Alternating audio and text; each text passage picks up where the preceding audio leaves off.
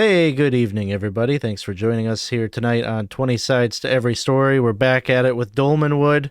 I'm Alex, I'm the GM, and tonight I am joined by our lovely cast of players. We've got Ryan playing Sir Geoffrey the Knight, Winston playing Silver the Elf, Moreen playing Lillibeth the Hunter, Chris playing Thomas the Bard, and Dawson playing Topsy the Grimalkin. This should be our last session without Issac, who plays Friar the Fitzpatrick, so we should have him back for our next session. It's good to be back. It feels like we haven't really been doing much on here recently, so it feels good to be back online and back playing. Right now, this is like my only active game that I'm GMing, so Wow. I've been needing this. So, if this is your first time checking us out here, we'd encourage you to come and join us in our Discord server. It's a great place to kind of hang out with the people that jump on here to play games and maybe find a game for yourself to play in. And Shady Bonsai is out there. He's doing his follow thing. Thanks for being here, Shady. And I think we had a subscription there. Chris, thank you for the subscription. Appreciate that. Bohica, good to see you. Chris, it's your cousin, right? Yeah. Cousin. Yeah, it's my cousin. Oh, Shady Bonsai, I'm new to the channel. Great to be here. Yeah, so we're happy to have you here. Young one, fresh face. So where we're picking up here tonight, we are kind of coming off the heels of the characters have just come to the brew town of Prigwort, and they arrived here at sort of a fortuitous time. It was a big festival for Saint Sedge, and the feast day coincided with sort of a hero's welcome for them into the town because they had brought with them the missing daughter of the I guess you could say the ruler of this area of the Kingdom of Brackenwold, and so they were very much treated to a hero's welcome, and drinking and such happened, and a lot of conversation with the locals, and we kind of just played through. The party has a number of dogs now. Was it 3 dogs that have been purchased? So Yes, they're proud fur parents now, and I think a horse got purchased for Sir Geoffrey, which, what is a knight without a stallion to ride upon into battle? And so some of these, what is it? I've named them Megan. Oh, nice. What were the dogs' names? the Lich Hound is Saint Bernard Yes. because it's got an undead bent to it. Nice. Our dapper is Wenceslas, good King Wenceslas. Yeah, let's say after some heated debate, it was good King Wenceslas. Yep, and the Dolmen Pincher is Gillifleur, and I'm calling her Gilly for short, but I'm not so certain that she can. Hey, Jeff, thank you for the sub. I appreciate that. Good to see you here. Yeah, so we are actually, so a lot of shopping has happened. We kind of abstracted that. A lot of shopping is happening over the next couple of days. It's just, it's whatever. We don't need to play through all that kind of stuff. But there was one stop that would have happened on the 11th of Braghold that would need to be happening. And so we'll say you all just finished up buying your hounds. And it's kind of later in the afternoon, like you're probably hitting like the point where you would need to probably call it quits on shopping, because a lot of these stores and such are going to start closing around 5 p.m. or so. Out here on the streets of Prigwort, it's kind of a damp, drizzly autumn day. And so kind of a nice time to be going shopping and spending a lot of time indoors, but you still have to come and go from the different shops around in the kind of the center of town would be the shopping district and such, and you make your way to a ungainly building that sits on the edge of a small bridge that spans a street below it, and there is a sign out front that says Wormspittle, and you have been told that Wormspittle is the herbalist who runs this shop. The sign is kind of adorned with a green-scaled worm drooling into a vial of acid,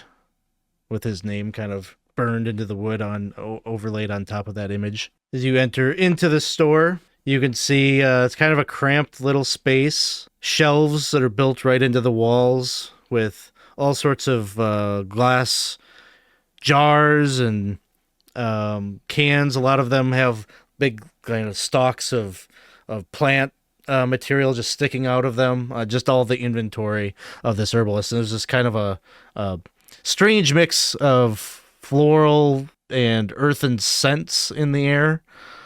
And as you're coming into the shop, it's very cluttered, but you do spot a familiar face pretty much right off the bat. There is a maybe 4 foot tall, stocky individual with orange flesh. He's got kind of these leafy green clothes that are stitched together and a big beard that is just this large mass of just like fungus growth. And he turns and looks at you.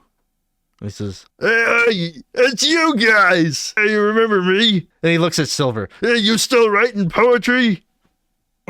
Oh, actually, I've got a full epic you should read. But tell us, from the grottos, right?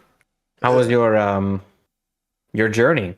Oh, it was wonderful. You really helped me out there, and oh man, I so good to see you guys. He kind of runs forward and kind of gives you a hug. And Is he's he like, musty? yeah, he's kind of musty smelling. His little spores just kind of flick off of his beard. Yeah. Get a big hug and it's poof. Yeah. Are you Wormspittle? Oh, no. I work for him. Oh, okay. Hey, boss. And he calls out, and maybe just like a couple seconds later, you see a human man. It looks like he's maybe in his 50s, arched brow. He's got a silver ring in his ear, and he's smoking a pipe as he's got kind of like this long burgundy velvet jacket that he's wearing, smoking a pipe. And he comes out and he's like, Balm, some customers. Yes, welcome. Is there anything that I can help you with? Maybe a specific melody that you're dealing with? Yeah, very hyper specific. Oh. Yeah, but perhaps it'd be just best for me to show you, and I'll kind of like remove the bandages and stuff I have around my wound, and probably wince a bit as I'm taking it off, and be like, this is what's ailing me. That's a big yikes. And Wormspittle he kind of withdraws his pipe, squints a bit. He doesn't give you like an immediate reaction, like he's not revolted or anything, but he just seems to be checking it out. He looks at you. He's like, "Do you mind if I touch?" Yeah. Go ahead. And I'll kind of fight down Yeah, hard, and, like, as he's getting close. like he as soon as he like kind of touches, he doesn't touch the wound itself, but like near it where it's like a little inflamed, and like just the pain just shoots up your body, and then he's like, okay, that's all I needed to know. There might be something we can do. Yes, you have money, I presume. We have money. 100 gold pieces, no guarantees. Okay. 1, 2, 3, 4, 999, 100. Gold pieces, no guarantees. How about 75 with no guarantee and another 25 if it works? And I flash him a smile. He roll I'll roll it. All right. You have a charisma modifier? I do. My charisma modifier is I got a 17, so that's +2. He just looks at you. He looks at the wound, and maybe what you ascertain is he just decides there's no time to haggle on this. So he says, fine. Obalm. Arrowhame. Get the arrowhame. And the mortar and pestle. Right away. And see Obalm kind of go around the store. It looks like he's like kind of searching at labels, trying to find whatever he was just commanded to take. And he kind of, the Wormspittle takes you, Geoffrey, by the arm, and he says, you're probably going to want to sit down for this. And he takes you kind of into like a back room, which is clearly kind of his maybe workspace. You can see that there's like a workbench that's laid out, and it's just got like little little bits of debris from plants that he's probably been disassembled or stuffed into jars and such, and just a lot of like alchemy kind of stuff up out of the table. But then there's like a big overstuffed armchair. You can see there's like kind of heavy tobacco ash nearby, and a big wall of books that all seem, the spines of which kind of suggest that they're all plant identification kinds of things, or different medicine aids and things like that.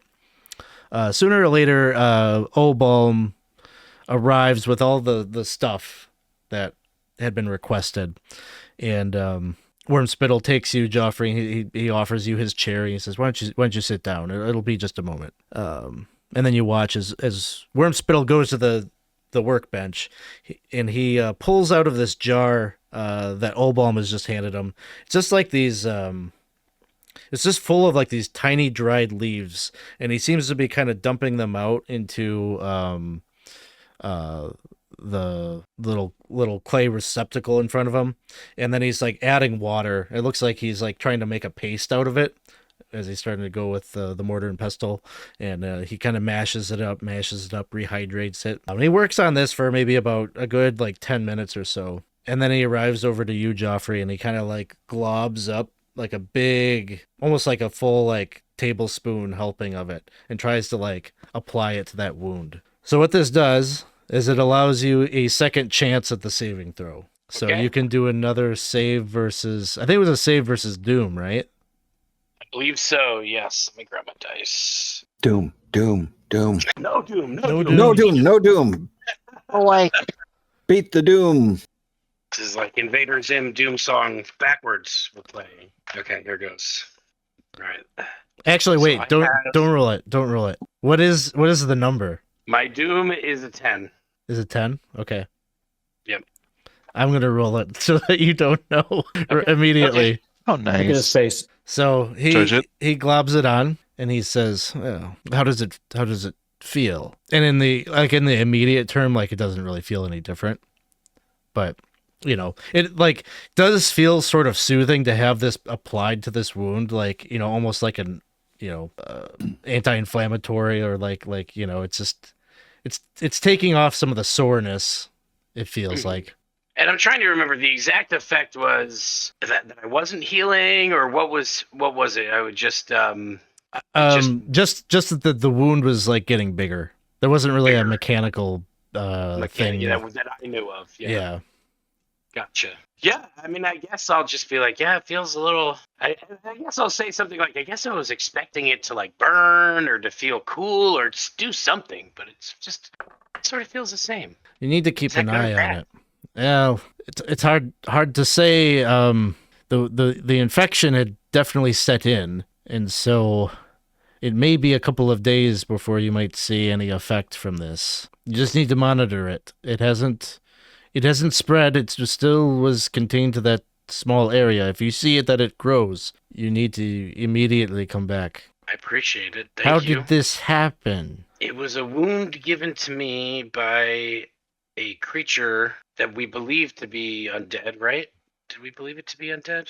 Or was Oh, it was like a yeah. crazy thing. It was like a guy who turned into a bunch of birds, and all the birds turned into a guy with like a bird head, and he did taxidermy. And he's got these weird, nasty little fingers, and then like he and then got right into him. He was also a Crazy. skeleton of some sort, so I think that definitely undead. Well, if this is magical in nature, you're going to need to seek out a member of the church. To my eye, it seemed to be physical. Well, I don't think it would hurt for us to talk to someone at the church, not just about this wound and if there might be some sort of spiritual aspect of it, but to perhaps find out if they know something about this creature, because that it had kidnapped these children, had these children sort of under its sway, just concerns me. It concerns me that it's a greater danger to these people. So I fear that we maybe have to encounter it again, and I don't want me or any of you to have to deal with this type of wound again, because I can tell you it has not been fun so far. Are some of you suffering from lingering injuries? I have a special herbal concoction that I can whip up if you're still trying to heal up from any wounds or injuries that you suffered out in the field.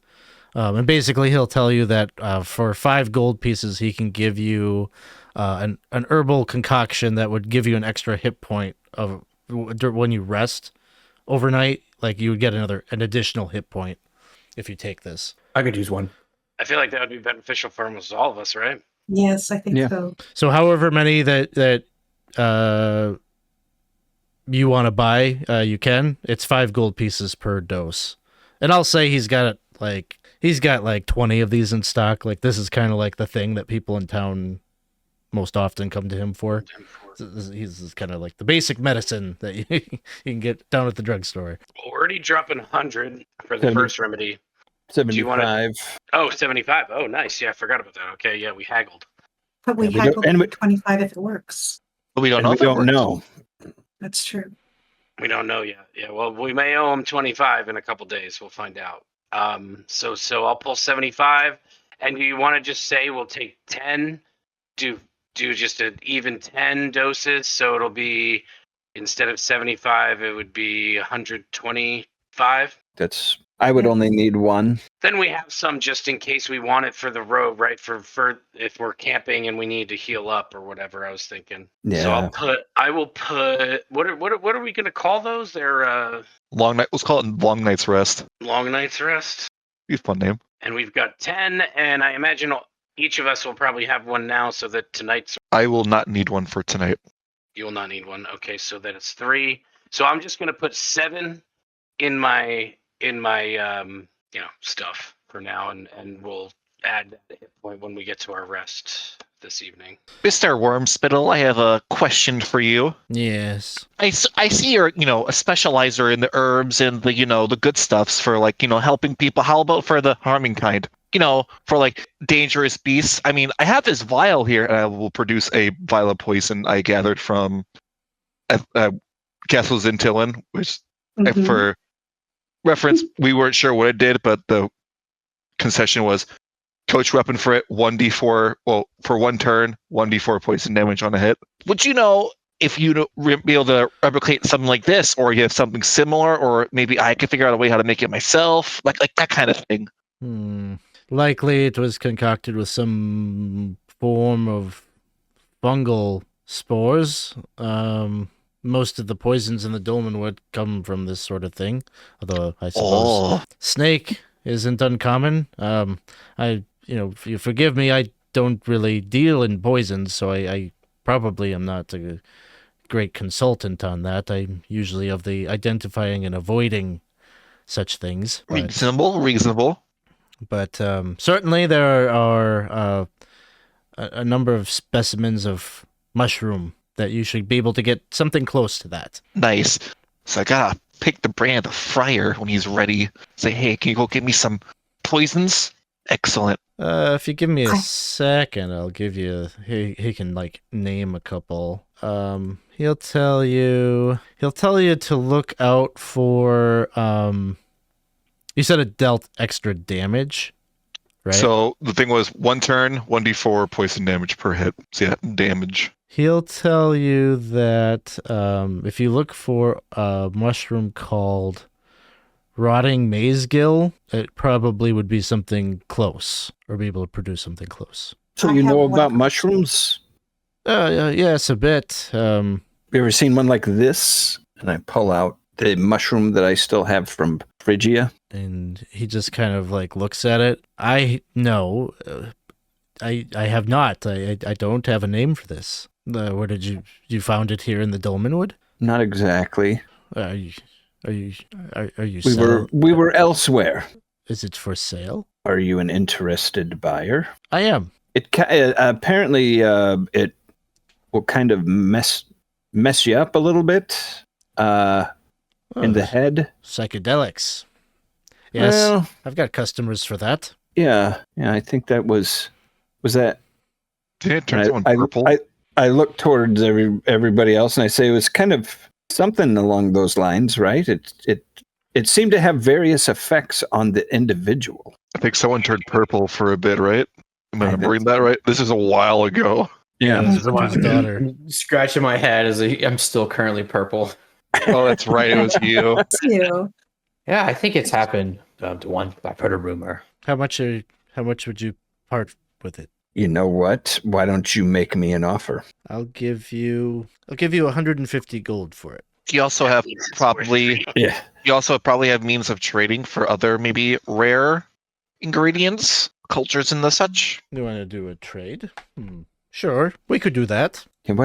How about, and I mean, I look around the store, there's stuff here that we probably would need, right? I mean, various Would things. be. I mean, I as Chris asking you, I mean, what exactly do I see around the shop? I mean, I don't know anything about any of this stuff. Yeah, I mean, he lots of jars of like herbs and mushrooms. There also seems to be, he has like one like kind of glass cabinet that has like vials in it, so he does have some already put together potions and such. He'll pull out a couple that he thinks would be enticing to you. He pulls out one that he calls the Brewmasters Balsam. I'll just tell you what the effect of it is. Heals 1d4 hit points, and if used, but it has kind of a negative effect. It heals 1d4 hit points, but it then gives you -1 AC and -1 to saving throws for 1 turn. He also has a thing called Alchemical Tonic, and that one rouses unconsciousness, grants a saving throw against paralysis, and he also has Orgon's Scintillating Filter. Heals 1d6 hit points, but the user basically can't gain the benefit of any other potions in the same day. He's willing to trade the first two as a clean trade for the mushroom. For the Scintillating Filter, he says he'd be willing to trade for the mushroom plus 200 gold. So 2 things for 1. I'll go with that. Oh, I'm sorry, 1 for 1. Oh, 1 for 1? Yeah. The third one, it would seem, must have like more expensive ingredients that dig into it, and so he won't do a 1 for 1 trade for that particular one. Would you be willing to do the alchemical tonic and call our 75 good on the healing you've already done? He agrees to that. Sold. So you hand him the mushroom, and he gives you a little potion, or a little bottle that contains alchemical tonic, a clear fizzing liquid. If you uncork it, it has kind of a repulsive, acrid odor. But, you know, you're unconscious usually when it goes down the head. Yes, So, it arouses from unconsciousness. and you could use it against a paralyzed target to give him a second saving throw. That seems good. Yeah, because paralyzed is bad. Yeah. And it's like not just like around, right? I mean, not just a. Yeah, no, you tend to be paralyzed for like tens of minutes normally. Well, should you stumble upon, you seem well traveled. If you stumble upon other things that you wish to have a buyer for, please keep me in mind. I'm always in need of rare ingredients. They're hard to come by in the Dolmenwood. For sure. I'll be happy to do that. I don't suppose you can do anything for damage of long standing. I might be able to do something. I'm going to pull off my half mask, just covering up the damage on that side of my face. So this is the damage. I see. Looks like acid burn. Yes. He starts to he goes to his bookshelf. He starts like flipping through some books, and I'm gonna take a look. He'll say, I don't have this ingredient. It is an extremely rare find. But if you could get a hold of some nobbled mandrake, I might be able to create a salve that you could apply over a course of days, and it might be able to regenerate some of the flesh. It probably won't. You probably still won't look as you once did, but it would help. It doesn't pain me, but every once in a while it must interfere with my aim. So I pull out a piece of parchment and write this down. Nobbled mandrake? Yes, or blushing mandrake. Really anything in the mandrake family I could probably do something with. I will keep an eye out for it, and I will ask my companions to do the same. Thank you. You're the first person who's given me any good news. And so put the mask back on and just stare at him for a little. Well, I'm glad that I can give you some hope or some peace. That is what my business is trying to allay your fears. And he just kind of looks over at Geoffrey and he says, You get lots of rest over these next couple of days, you know.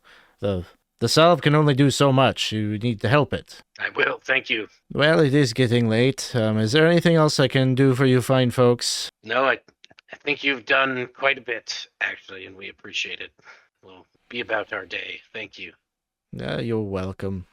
Albalm, will you show our guests out? Albalm just kind of very eagerly kind of leads you forward through the shop and opens the door for you on your exit. And he says, I hope this won't be the last time we see each other. I want to hear that epic poem. Of course, friend. I have a question before we go. Are you familiar with the magic user in town? Sorry. Drouge? Drouge. Yeah, of course. He's well regarded. A little weird, but well regarded. If I recall, and I may have this backwards, Alex, we have to get an audience with him, right? Like he's not just someone we can just show up to. I think we kind of hand waved that you're penciled in for 2 days from now. Okay. All right. Well, just curious if you had any insight into him. Is he maniacal? Is he calm, level-headed, transactional? I would say he's fairly transactional. He likes adventuring types. He's probably going to proposition you for some sort of odd quest. Don't feel compelled to do anything and that you're uncomfortable with. He's just an odd guy, but most wizards are. Fair enough. Well, thanks for the advice. And as you depart from the shop, you could see like all of the different merchants and whatever are kind of putting out their closed signs and locking up their stores and heading out to walk through the dreary, rainy streets back home. And of course, for you all, you have no home here exactly, but I'm just going to choose kind of for you that the inn that you are staying at, because it makes sense that this is the one that you probably were put up in by the knights in the town, is Raptappin's Quadrant. And so you make your way through the streets. And if you're in Foundry and you're looking at this map, oh shoot, it doesn't have numbers on it. Well, it would be located, you might be able to see it. Can I ping? Yes. So it is this building right here, which actually is very good illustration of what this place looks like. So basically it is this kind of black timber, eggshell colored trim, single story inn, but it's shaped in like kind of a square, and there's a courtyard in the middle with a tree. There's a single elm tree in this courtyard. This inn doesn't really have like a bar. All of the dining arrangements are all private dining rooms. So like when you guys are eating together, you're in a private room together. But in the evenings, sometimes people will, buy a bottle of wine or whatever, and they'll go into that courtyard in the middle, and that's where they'll kind of socialize a bit. So it's a little bit more of a, kind of gives off like maybe a little bit more of a calm, just light socialization kind of feel versus like a raucous bar kind of environment. And so anyway, you make your way back, and you are welcome to a dining room where there is a meal for you all tonight. They're having puggle pie, which is sort of a creamy mushroom dish. Cold lanks, which I think you've had before, which is onion and mustard and beer marinade, and you're in Prigwort, so there's all manner of alcoholic beverages that you could have at your disposal. But is there any conversation or things that you want to discuss before we close out this evening? How are you feeling, Sir Geoffrey? I feel the same. Still the same? Yeah, I'm hopeful, but I also feel like maybe over the next couple days we should visit the abbey and talk to them about this creature and about the wound, and that might help me rest easier. Yeah, that's pretty good. Now, I'm gonna say this right now. I'm not hoping you die. You seem a pretty chill guy to me. But like, if you do die, how does the handling of the estate work? Does that go to like all your brother, or because he's a part of the clergy, he's like can't take land? So does that go to us then, or how does that work? I'm not saying you're gonna die. Sorry, go ahead, Lillibeth. No. I was just speculating that, he was given this title by the Bregals, and so maybe they would take the title back to bestow upon someone else. Lillibeth, I think he means the money. Or she means the money. I think it would. I believe it would go to his wife. Why? That's right, his wife. Yes. Oh. Isn't it? Am I correct that he did? Am I? Oh, yeah. Am I imagining that he married a goat lady? The most beautiful goatish lady in all the land. Oh Careful boy, with that language. I can't wait for Look around and see if there's any Briggle. I'm not certain that's common knowledge, but yes. Is it secret? You better watch out. She's got some Super secret. big cloven hooves. Woo. Is it secret? Oh yeah, absolutely. They like rushed into my room and everything and made a secret thing as a witness. It was horrible. Yeah, so maybe then it would not go to her, Topsy. Maybe you would get all the iron rations and whatnot. All of the rations? That'd be pretty cool. And the rope and the lanterns. Can I get the sword? Oh please, can I get the sword? Sir Chide sword. Do you want my bronze? I feel like, I don't know, I would have to. That's a rough one. I don't know how Sir Chide would feel about that. I think we have to bury you with it. I think you might have to bury me with it, and then my ghost would have to bestow it upon the next worthy hero. But they We'll put Just together like an it was entire bestowed vault. to me. yeah, but like if you're a ghost, you have unfinished business. Well, ooh, what's your unfinished business since you're a ghost now? What is it? I want to hear this too. I'm not. I'm cynical. I don't want to discuss this. I'm healing from a wound. This is not a happy conversation. It's a wound that might not heal. I was told to rest. This is not. I'm like, bartender, let's have a round of drinks. And I'm looking for a nice Find the most cider. medicinal drink Well, that they have here. You just have a waitress that comes into the room every so often, but she could get you some drinks.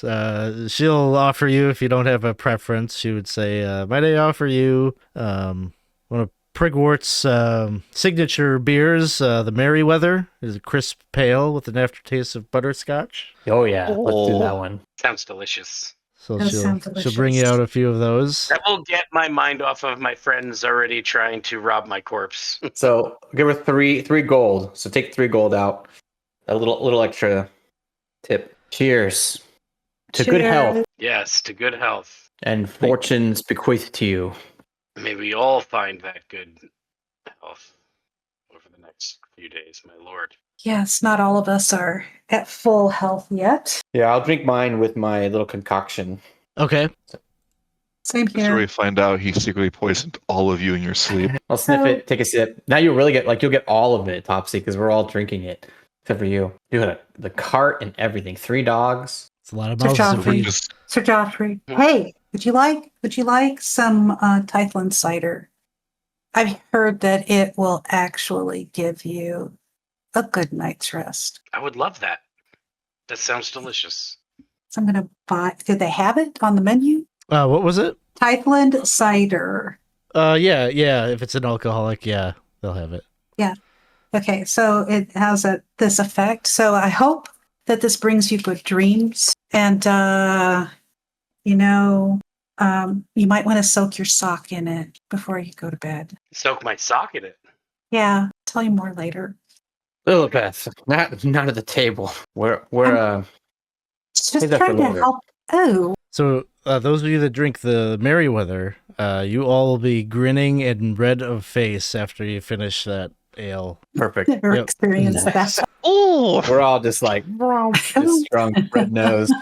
Talking about death. You can all have everything. Who needs it? I ask the waitress, call her over, and I say, talk to talk to the owner here and see if I gave 2 gold pieces, would we be able to get these, like the plate scrapings, put into a bowl? We have 3 dogs that I would gladly pay 2 gold pieces for the table scraps, basically, and perhaps even some of the, I don't know, raw beef and stuff, kind of like the cuttings or whatever. If you could throw it in, more or less mix up a nice, just a hodgepodge mishmash of. Feels wrong. What do you would just throw it away? Yes. Or do you reserve it to the customers? No, it's just, you said you were going to feed it to the dogs? Yeah, we have 3.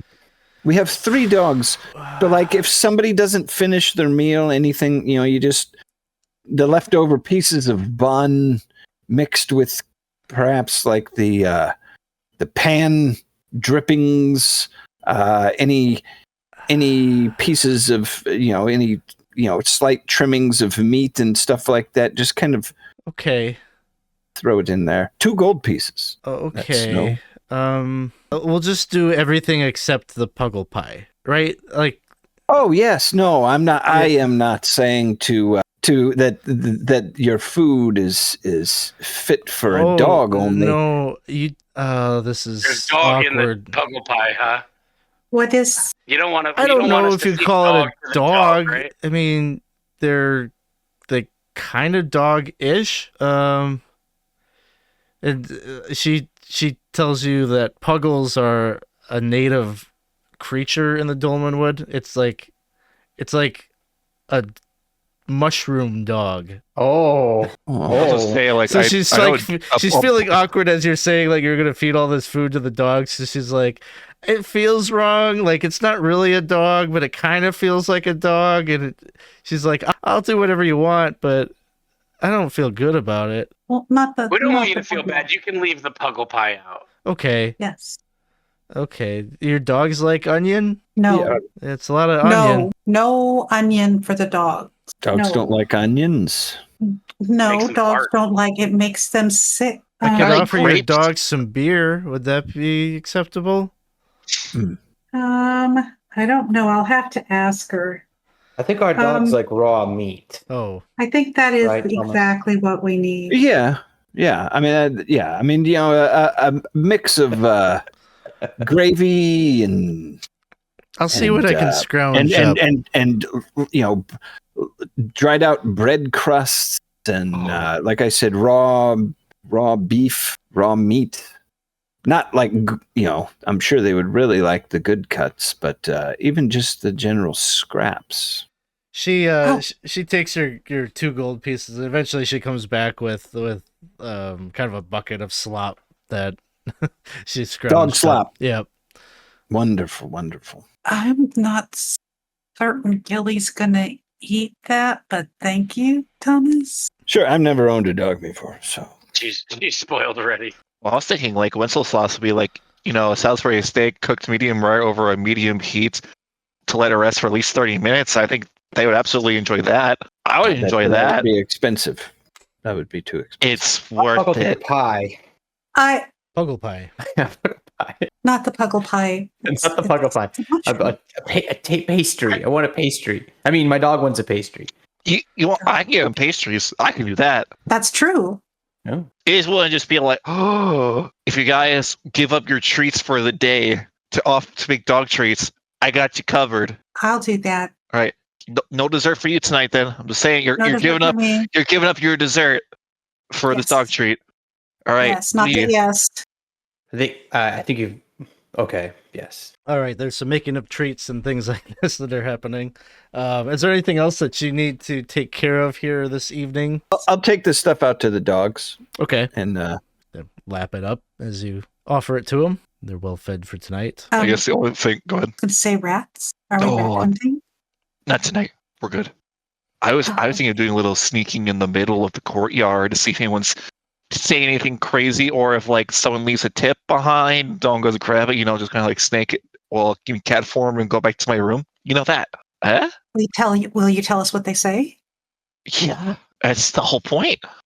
I mean, you see that very conveniently placed tree right there? What a better place for a cat to hang out than there. Sounds great to me. All right, so Hey. you're going out into the courtyard to try to grab a roomer. Yeah, I'll say I'll go into cat form, climb the tree that's right in the center, and see what I hear if anything interesting comes up. All right. Roll me a d20. 19. Okay, this is interesting.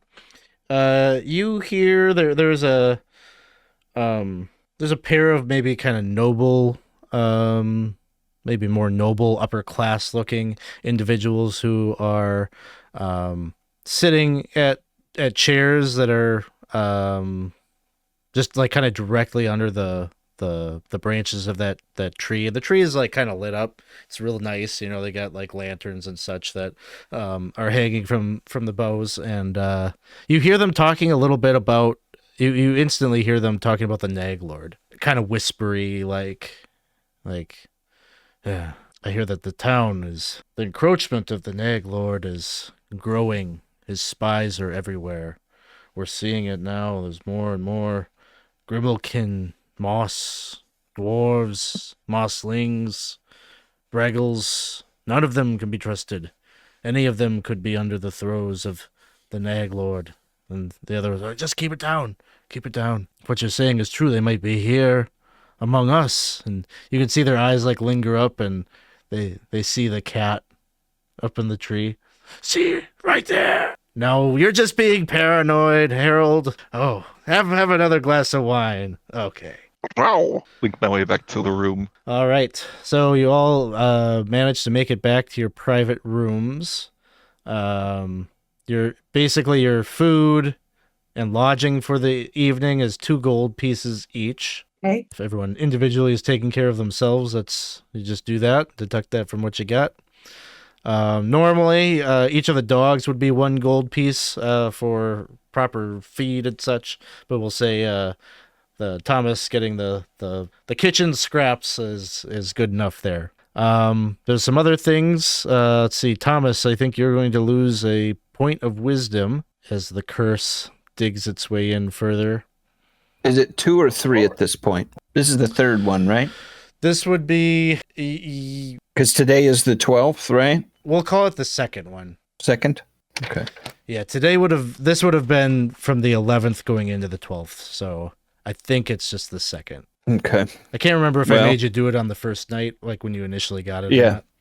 The 10th was the first one I lost. The 11th was the 2nd. So if we're going into the 12th, this so would it be should 3rd. just be 2. Oh, this is the 11th? We're going into the 12th. Okay. Because I think it takes effect in the morning. So I feel like it should only have been 2 so far. 2 so far, but going into the 12th, that should be my 3rd. Okay. All right. So you are waking up. It is a clear, chilly day on the 12th of Braghold. This is the day that you have your appointment with the Brewmasters in the town hall. How am I feeling? How's my wound feeling? It doesn't look any different today, although he did say that it could take a couple days. But it's no bigger. It's no bigger. That's a good thing. Has it Also, been isn't any progressing? smaller. It's been getting bigger each day. Okay. So if it didn't get any bigger and it stayed the same, that is technically positive progress. Mhm. Cool. When we wake up, do we see Thomas like eating a bunch of the scraps from last night, like in the corner, or like no? Okay, Nope. good. No, he just looks tired. He looks a little tired. He's got little rings under his eyes. Or I should say, not rings, bags, I guess. Okay. Doesn't look like he slept well. As you Today all we talked to the brewmaster. What's our strategy? Who's going to be the speaker? What are we trying to accomplish? Should we? I mean, I'm not saying that I should, but I mean, if you want me to, I'm pretty great with the people. Bruno, I'm imagining Topsy did that exact thing. Like you weren't in the view of anywhere, and you just like hung down from the ceiling. Just like, can I do the talking? It's coming out from the windowsill. Yeah, coming out from the windowsill. You're coming from the tree. So I appreciate Topsy. I think having you there for moral support would be great. But I think that maybe either the knight should do the speaking for us, or maybe the bard. In this situation, well, it could be either of us, but the knight would have a more station speaking with royalty than me. You know, if you need somebody to speak with, tavern maids and prostitutes and things. I'm your man. You sure you're over our drinks from last night? You sound like you're upset that we're like gonna lose this wine. No, I didn't sleep well. My dreams were racked with crazy things. I kept waking up. I'll be fine. Of course. Is Well, there- Mr. Geoffrey, I think you are our lead, and I guess my advice is we have a plan for this meeting, an objective. We want to ingratiate ourselves, but mostly we want to sell all that wine and make a lot of money. Correct? Yes, I believe that is correct. We want to sell the wine. We want to make as much money as we can. But I think that there's also another component here. I think that they're going to sort of be questioning us about Violet?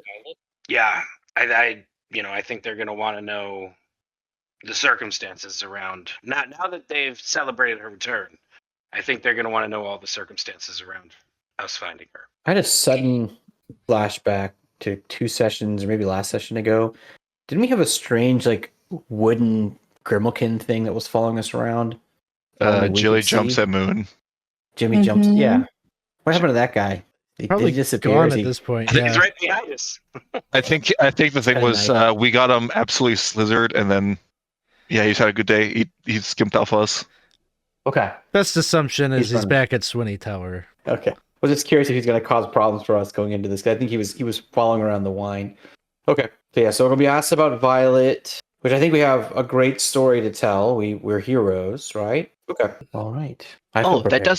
that does remind me. I don't know how well they'll receive us, Mr. Silver, but I'll relay the rumor I heard from some noblemen's talking.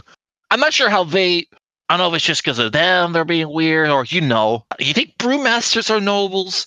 You think they're going to be a little suspicious? It's besides the point. You know what I mean. I do. Unfortunately, these mortals are not too fond of us fairy, so I think that I'm just gonna pull my cloak over. I'll stay in the back and be quiet. Do the best I can to control this with my glamours. And I think Topsy, maybe you go in as a cat? Or I Don't they can already go know in- he's not a cat? I'm a halfling with the skin condition. Yeah. That's true. I'll figure it out. If not, I can just stand there and just vanish. There we go. That won't be. Never. All right.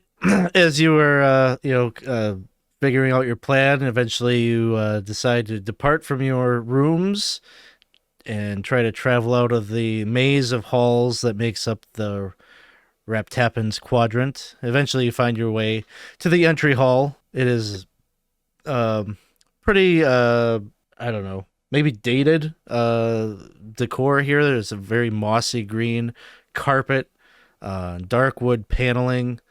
It's kind of a smell of mothballs in the air. And there is a woman that you probably would recognize as the proprietor, who is standing nearby. Almost looks like she's kind of expecting that you might pass through. She's a woman in her 50s, very gaunt. She's wearing kind of a black suit attire. And she says, I'm so glad that I was able to catch you. Did you sleep all right last night? Were the accommodations to your liking? Yes, they were fine. Yeah, other than grumpy Stillskins over here, it was pretty good. Oh, I good. gesture towards Thomas. Oh, you didn't sleep okay. Not well, no. Would you like a change of room? I want to be able to give the heroes of Prigwort all of the comforts that you deserve for the service that you have done our town. I mean, I think the accommodations were fine. I've got a lot of stuff going on in my head, and a lot of times We have just When a my thing mi- for that. when my mind won't stop, Ah. it's difficult to sleep. You are in the best place in the world for that, my friend. Maybe a complimentary bottle of wine tonight. Yes, that would be the thing. That would be most appreciated. Excellent, most excellent. Well, if there is anything that we can do for the heroes that brought young Mistress Harrimore to us, please don't hesitate to let me know. It's something you may be able to do for us. Of course, of course. We have brought with us fine, aged bottles of alcohol that we found that is of a great vintage, and we are looking to sell them to the people who would most enjoy them, and for a price that is fair for the quality that they are.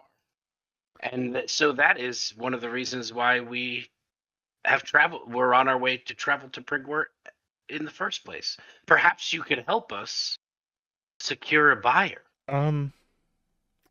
Well, I am affiliated, of course, with House Oberon. I could talk with some of the members of my house. I'm sure that I could line someone up for you. You will be staying here the next couple of days, I presume. We will. Most excellent. I will keep you informed of what I find. That's fantastic news. Thank you so much. All right, just making a note of Geoffrey's that. trying to be on his best behavior. I was noticing that. He's been elected to speak for the group, so he's trying to keep it cool and be very knightly. Will you all exit out onto the streets of Prigwort? It is a clear, chilly day, not a cloud in the sky. Everyone seems to be a little bit more bundled up here today on this cold autumn day. And you begin to make your way to the center of town, to where a large, elaborate building with two pointy ornamental turrets stands, ostentatious and well guarded. You can see that the ale guard are kind of positioned up, and they kind of do patrols around. You can see your wagon off to the side, where there's like a small kind of loading area that leads down into the cellars underneath the town hall. You know that, of course, your wagon right now is empty. All of your barrels have been secured within the cellars already. And as soon as you arrive, you are greeted by the staff at the town hall and brought before the elevated council. As you walk in to the main hall, you can see that there is a seal on the floor, kind of like carved into the wooden floor, that appears to be kind of a conglomeration of all of the house sigils of the seven families. And up on the walls there's heraldic tapestries that bear the insignias of each of the seven noble brewing houses. And as you enter in, there's like a dais at the back end, and there are seven wooden thrones that are placed up there, and each one has someone sitting in the seats, representative from each of the families. And as soon as you step in here, you can feel that this is a very formal setting, and the ale guard are posted up at the doors. Like there's at least 4 ale guard in here serving as security, and you know there's innumerable more kind of patrolling around the building and such. And so this is definitely a well secured location. I'm just gonna roll randomly. We'll see who it is. Kind of sitting in the middle seat, you see a individual with kind of a very drooping mustache, kind of oversized clothes, a male, maybe in his maybe mid to late 40s, kind of stands and says, "Welcome, friends of Prigwort. Welcome, heroes. It is my great pleasure to have audience with you and bring you before the 7 noble brewing houses. Let the record state that this meeting began on the 12th day of Braghold with all members present. Today we bring you before us to give us an account of how it is that the missing Violet Harrowmore was found by you on the premises of the Abbey of St. Cloud some 3 days ago. Why don't you just begin where your story starts and let us know everything that you can about that day?" I guess I would start, with when we were traveling, and I believe there was something drew our attention in that direction that made us go there because that wasn't our destination. I don't think we were just traveling, and I forget what it was. Whether we just saw it there and was like, let's check this out, or I forget what exactly it was. But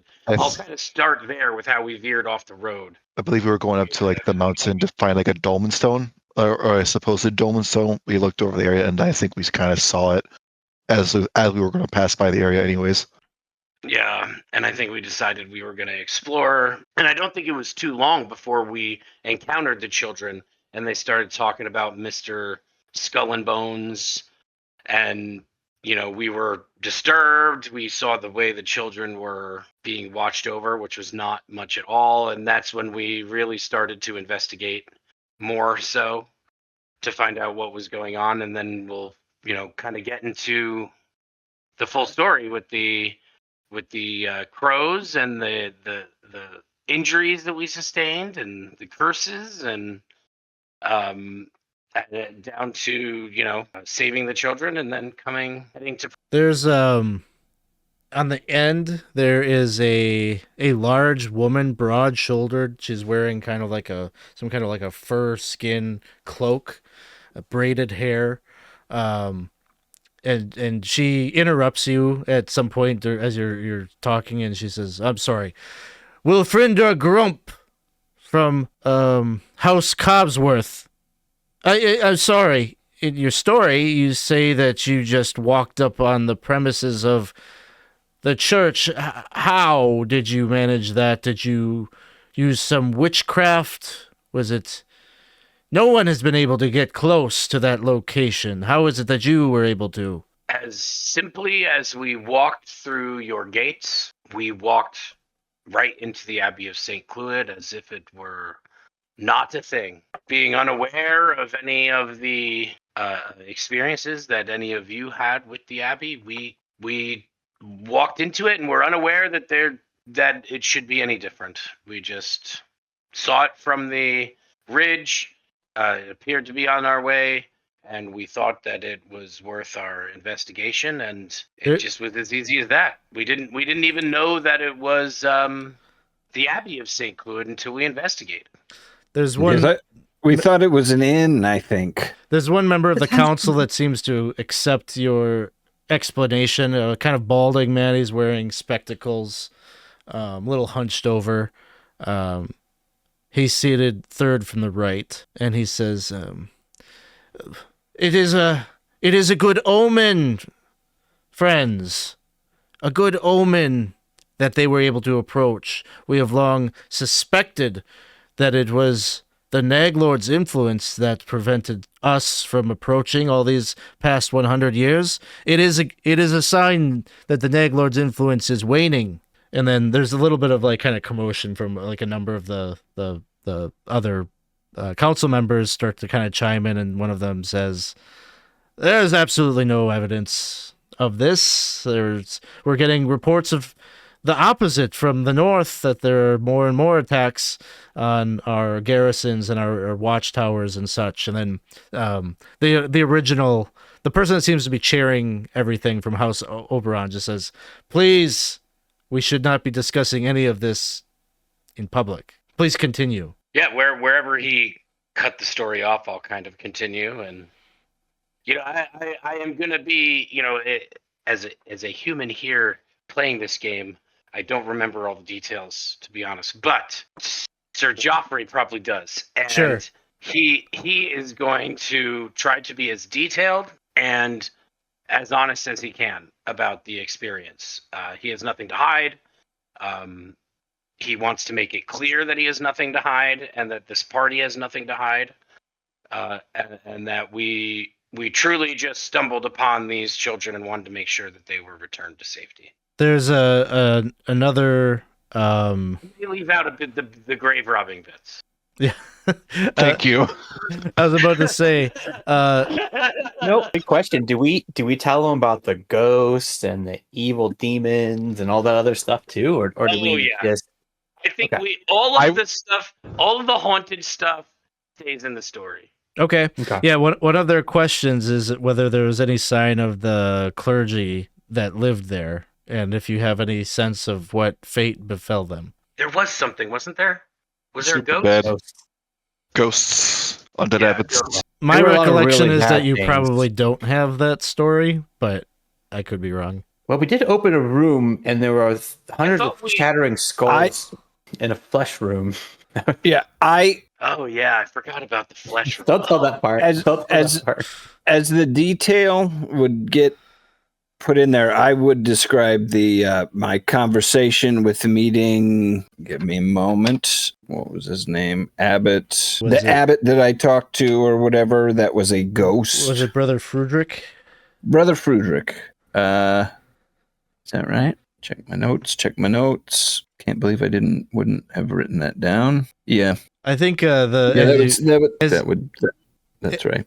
as you share, just the sharing that there are ghosts of these deceased devout followers of the Church of the One God, I think that would stir a bit of concern. You could tell that they like something has gone wrong, that these spirits of these good folk have not been put to rest. There must be some desecration there. There must be something that is not allowing, to go back to your conversation earlier, there is some unfinished business. There is something that is not allowing them to be free of the mortal plane and to go to the afterlife. And so that is they mark that down. You can tell that there's concern about that. Talking catfish. You tell them about the talking catfish. Then they're Yes. probably like a number of the houses are like, this is, is there anything to be reclaimed there? They'll ask you, what is your assessment? Is this a place that is worth restoring? Is it a place that is worth reclaiming? Surely the church will be interested in it, but like when they come to ask about it, what should they say? I mean, I would say that just having seen the artwork and learning the story of St. Cloud, that there's value in redeeming that place, and that there's value in redeeming the land and just getting rid of this blight, because that blight, and I'll show my wound, grows. It grows. It doesn't shrink, it grows. And it would have to be dealt with like this wound to heal it. And to be fair, it really is just on your doorstep, so put it out there too. They all take that. They take this part very seriously and intent on listening to your every recommendation, your every word. And when you show the wound, it really kind of is the exclamation point on the statement. And then finally, there is kind of a mousy looking woman at the end who has really flushed cheeks and kind of almost seems like she's maybe swaying a bit in her seat. And she says, one last question for me. Did you find anything out there, religious stuff, or did you take anything? And like everyone, all the other council members kind of shoot her like kind of a dirty look for asking this question, but the question gets entered into the record whether you took anything. Well, it's kind of unclear. I mean, we try to play the organ. I mean, who doesn't want to play the organ when you see an organ? And there was this weird, like, ghost feather. Well, actually, it was more like kind of ghost bats. I don't remember exactly what the creature is because it's been like a month since we played that session. But like ghost feathers, that's pretty weird. I don't know if that's clergy. The one true God stuff kind of weird in most circumstances, but I don't know about you, but I don't think it's really church worthy. So the leader of House Oberon just like kind of steps in and says, well, taking some ephemeral feathers, some ghostly feathers, I think we can all agree that is not taking a religious artifact. So just to be clear, you did not take any religious artifacts from the premises. I hate to say this, but it was very much ransacked. We entered into beneath the abbey and encountered ghouls and undead had been wandering around, and looked like it had been overturned. Yes, very well. By the way, what I'm actually doing, Thomas was doing. I'm nodding my head. Yeah. Yes, we took it out of the. I am like biting my. I'm gonna need you to define artifact.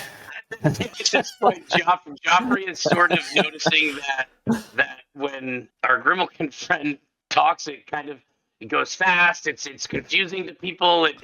And so he's sort of just letting him tell stories here about all the stuff, the innocent stuff that we took, you know? Yep. And I'm gonna be like, that's all I remember taking. Yeah, in combination of that, they seem to accept Silver what Silver says, and because I looked at the treasure that I wrote down that we took. It's definitely all religious. It's like thousands of gold worth of.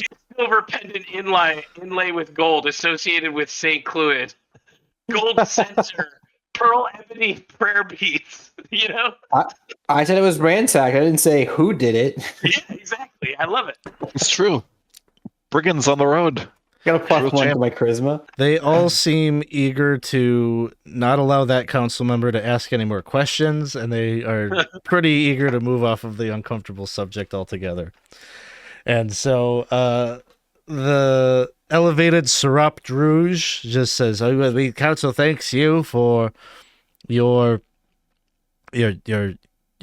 candor here today and your willingness to take time to come and report all of these details. We will be reviewing everything that you have told us and trying to come up with a plan. Like you say, it is on our doorstep. This is something that we will need to deal with, especially if, as it seems that you had ease of accessing that place that seems to be accursed. It stands to reason that things must be leaving, too. If something was able to drift away and kidnapped Violet, there might be more of these kinds of incidents in the future. So, how is Violet, by the way? She is doing well. She seems to be unharmed. She's gotten quite a bit of food in her belly and is surrounded by her comforts at home at House Harrowmore. And the other children? The other children have been returned to their families as well. I have not heard anything to the contrary to lead me to believe that they are doing anything more than just doing better in the arms of their family. So you've done this town a good service, and so. But that concludes that business, and we have one other item on the agenda, as I understand, and we have taken the liberty of appraising these barrels of wine that you have brought to us. Fascinating. This trove that you have found. You say it came from the cellars beneath Castle Zintelin. Aye. Indeed. Well, we have prepared an offer for you. We are prepared to offer you a sum of 12,382 gold pieces for the lot. I believe that is reasonable. Does Anybody object? that doesn't include the reward for the return of Violet? Yes. Oh, no, it does not. Yes, we could go to that first. I am authorized to release to you 2,000 gold pieces for the return of Violet, for the reward of bringing her back home safely. I believe that is reasonable as well. Understanding that 2,000 gold pieces is exorbitant. It's a large sum to be carrying around in a bag. We've all had a few. We shouldn't be trying to pronounce large words.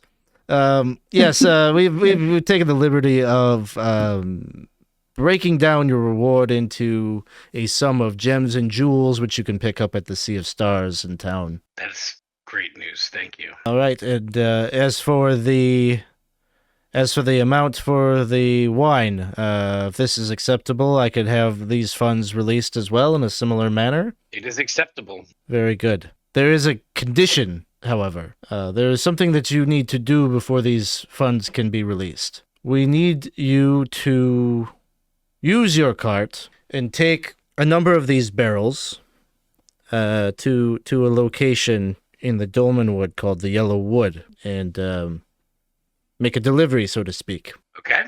How far away is it? Yeah. Not far. Should take you maybe 2 days. Is it dangerous? No, it shouldn't be. We wouldn't anticipate any danger. The assignment would be to take 10 of these barrels and deliver them to the Yellow Wood, which is an area that you would be able to find. Basically, you take the road to the southeast out of town and make your way to one of the last monasteries left standing, maintained by the church in the Dolmenwood. And from there, you would head east into the wood, and you would know the yellow wood. You will know it.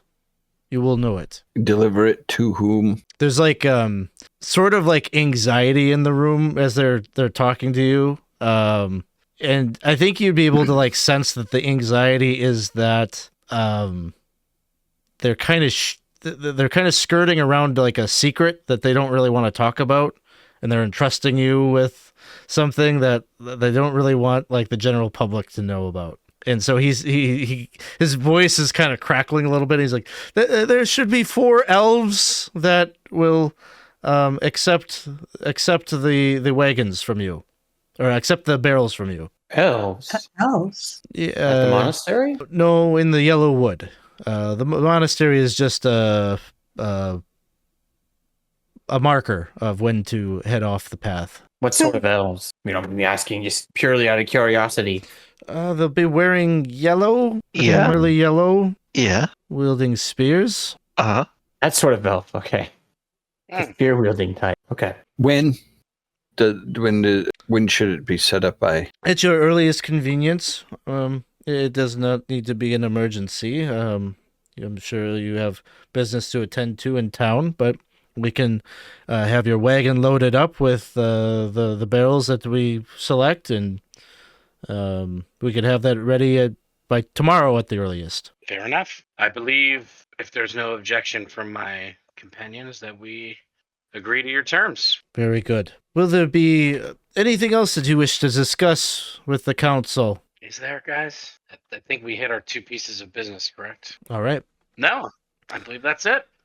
We With- appreciate your time and your generosity. And you as well.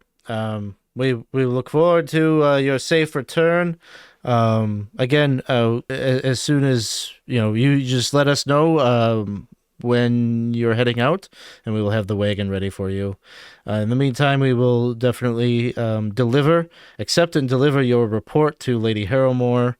And again, you have our undying thanks. And with that, they dismiss you and allow you to leave the hall. Probably once we're out of earshot, Geoffrey's just gonna do a little turn to everybody I don't think I've ever seen that much gold in my life. Oh, We haven't seen it yet. well, yeah. I mean, Exactly. Is it going to fit in you, Topsy? well, it's. now. I thought we had a bank account or something. I think. I'll tell you, the kitty pocket can't hold that much, but probably the kitty bank can. And it is an option if you want to keep it in a bank and get a writ that's that's kind of like a transferable thing you can take to the other major cities. We have But- a checkbook. Essentially. Yes. But you can only access it in the big cities, so High Hankle, Brackenwold, Prigwort.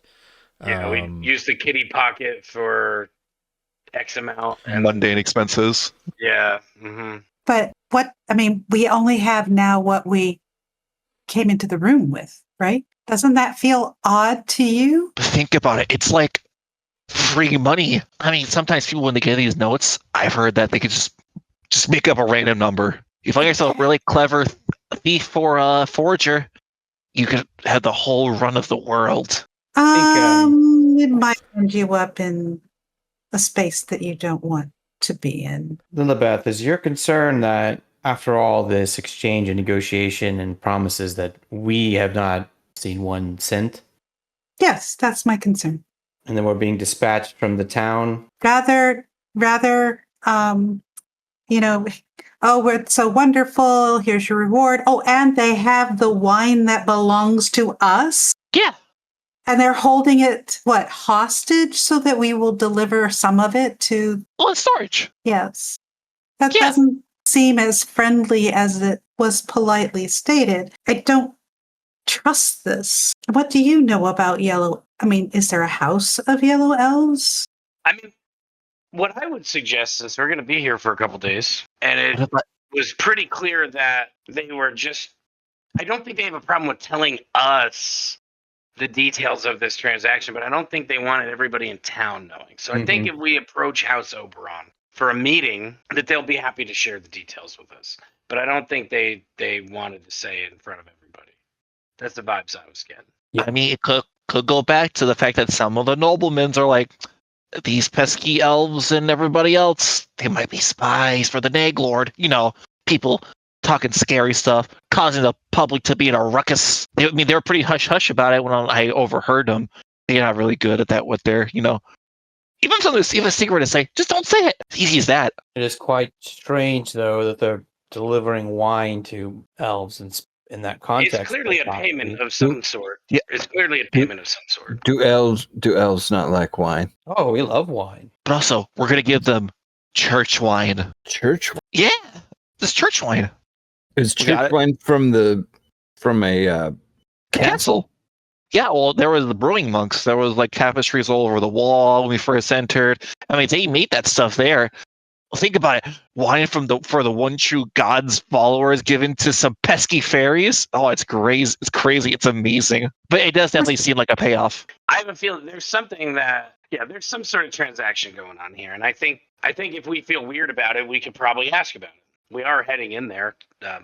We probably want to know as much information as we can about the situation. Ooh, perhaps we I think can ask that's the what we do. hotelier if we can get a talk with the House Oberon guy. That's what I'm saying. Now, who's House Oberon? Aren't they sort of the de facto head house, right, or something? So House Oberon, just to piece things together, was the person that was chairing the meeting was House Oberon. Their name was the Elevated Mostlemyre Drouge. Drouge is also the last name of the wizard. So now you can probably ascertain that Drouge is a member of House Oberon. Also, your landlord there said that she was House Oberon. So you have a number of House Oberon connections, I guess. Yeah. So I think we talked to House Oberon, leverage our connections that we have. For what, and that, for what it's worth, you would have noted while you were in there that their insignia is a mandrake leaf. Or a mandrake root. Oh, That's worth a lot. that's also what you need. It is. Interesting. So my thoughts are this: it's odd. We show up, we happen to have wine, and now they're paying off these elves with wine. They could not have anticipated us arriving, so surely they already had planned to pay them something. So I'm wondering if they're paying them in alcohol. I mean, this is like the brewing guild or something, right? Like maybe that's the situation, that they pay them off with wine. Well, and it could be payment for things that are, I don't know, it could be it could be herbs and supplies that are used, or even magic that's used in the beers that they brew. Ooh, Yeah, what if and they it's wouldn't like do something extraordinarily underhanded in front of each other unless there's too many people in the room for it to be like they're paying them for the like funding the Naglor, like a dark campaign or something, right? Like, Well, we they were the wouldn't only risk all of clue. that, right? They wouldn't risk all that in front of everybody just to get us to do it. They would have met with us in private. you want to know my Oh. theory? Yes. I'm thinking it's along the lines of these 10 barrels of wine are worth one of the finest bottle of elven wine you've ever tasted in your entire existence. A wine that you can have that elevates you beyond a level of understanding not even the mere gods can handle, or the one true one, I guess. That's what they're after. okay, that's the only one way to find out. Let's go talk to this Oberon, get a little more detail under the guise of us being prepared, and then Well, we go. let's hold for a minute. So, we already have an appointment with Drouge, right? Do we? Mostlemyre We do the Drouge is wizard, the wizard. and he has Yep. interest in adventures. That meeting is set for tomorrow, right? Mhm. So let's start our questions with that meeting, because that seems perhaps easier than trying to get an audience with the head of the house. Fair enough. It looks like this House Oberon is everywhere, so it looks like we're in good with the number one guys around here. That's what it seemed to be. So, Willis, are you sure you're okay? Huh? Are you? So you said you weren't okay. So gonna get a good night's sleep tonight, right? I sure hope so. Okay. so there. No, right? On that note, like, should we seek some help, some professional help for your sleeping problems? I mean, I think it's all going to be all right. It was just, sometimes you just get something stuck, you know. I mean, You gotta work it out. saying, I'm gonna find a priest and talk to him just to get right a little bit. So you're welcome to join me. If you feel you need to just talk it out, Well, I think that bottle of wine. I think we'll give that a shot. Gotcha. All right. There is probably some of the shopping and things that we glossed over that will happen today. Anything major that needs to happen during the day before you head back to the inn? The only thing is, at some point, I would kind of pull Topsy aside, and I'd say, Sup? "Hey, Yeah? Lillibeth had brought up about rat hunting. Yeah. If you go, there's something that I want to. There's something that I want to try. So Yeah. I'm listening. Let me come with you if you do that this evening. Maybe at the tree, 9:37 at night. Okay. I'll be waiting 9:37 on the PM dot. at the tree. All right. Yes, the tree. You know Sounds which good. one. All right. Bring your best wampum stick. Okay. I think we will fast forward to the evening hours. We'll say dinner. You again, private room and everything. Tonight, the proprietor is kind of at some point she personally comes in and checks in with your table after you've had a nice venison meal, probably had a couple of ales. When she comes in and she checks in, she walks in. How did things go today before the council? Pretty good. Very good. It was a good day. We appreciate you. I haven't had a chance yet to speak with some of the members of my house, but I'm sure that if you give me another day, I might be able to make a meeting tomorrow with someone who can look at your bottles. How was your meals? Were well? Very good. Oh, that bottle of wine is waiting for you tonight. Oh, thank you. Yes. Where did you get the venison was slightly overcooked, but it was acceptable. He likes it blue. Oh, I see. I will let my kitchen staff know that you have some personal preferences. We can make sure to accommodate that for the remainder of your time here. Thank you. Oh, and is it possible for us to get maybe some of the rarer pieces of the venison prepared to feed our dogs? Well, yes, of course. And she will tack that on, with the bill or whatever tonight, and that'll be the those of you that have a dog, in addition to your own living expenses, the total would be 3 gold for those of you that have a animal. All right, I'll take care of the dog. My dog. Okey-dokey. Or our dog. I'll take care of my dog. And I will mine. My horse can suck it. No, I'm just kidding. I love that. He's starting to look Quite a little impressive. thin. No, he's getting. I'm so hungry, please. So I know that at some point Topsy and Thomas are going to retire to the courtyard to a rendezvous. How about the rest of you? Would you go to bed immediately after dinner? Would you go out to the courtyard to mingle about? I would like to go back, if I can, to talk to the proprietress, because I have a couple of questions about, the venison, the hunting, and in that way I'm going to try and find out if there's anything to the south and east that would be reasonable, and maybe find out a little bit more about the place that we might be going. Okay. How about Silver and Geoffrey?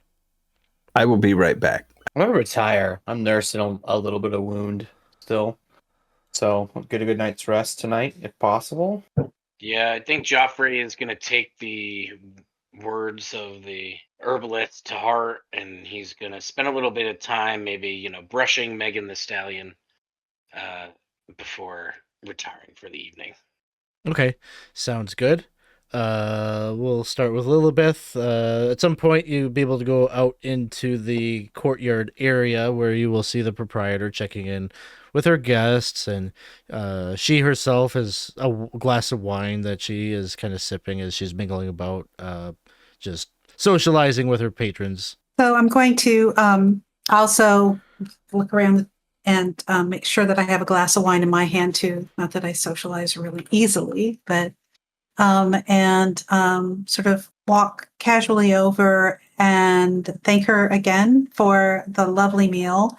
And Madam, could you let me know where this lovely venison was taken? Oh, I have a professional interest. we have a number of hunters that we work with who hunt in the woods near Prigwort. Ah, do they hunt in the south, east? I myself am a hunter, and I have not had an opportunity to practice my craft in many days because, as you can tell, I have not been living my most normal life at the moment. Well, I don't think they go very deep into the woods. I know that they have an aversion of going too far south of here. I've often heard them warn each other about going too far in that direction. I think they mostly stick to the woods directly north of here. Is there anyone that I need to speak to while we're here? I would love to have the opportunity to go hunting. I have a dog I need to train, and this would be a good opportunity. She says, I could, none of them are here. I guess the next time I see any of my hunters, I can let them know that you're interested in talking with them. Please do.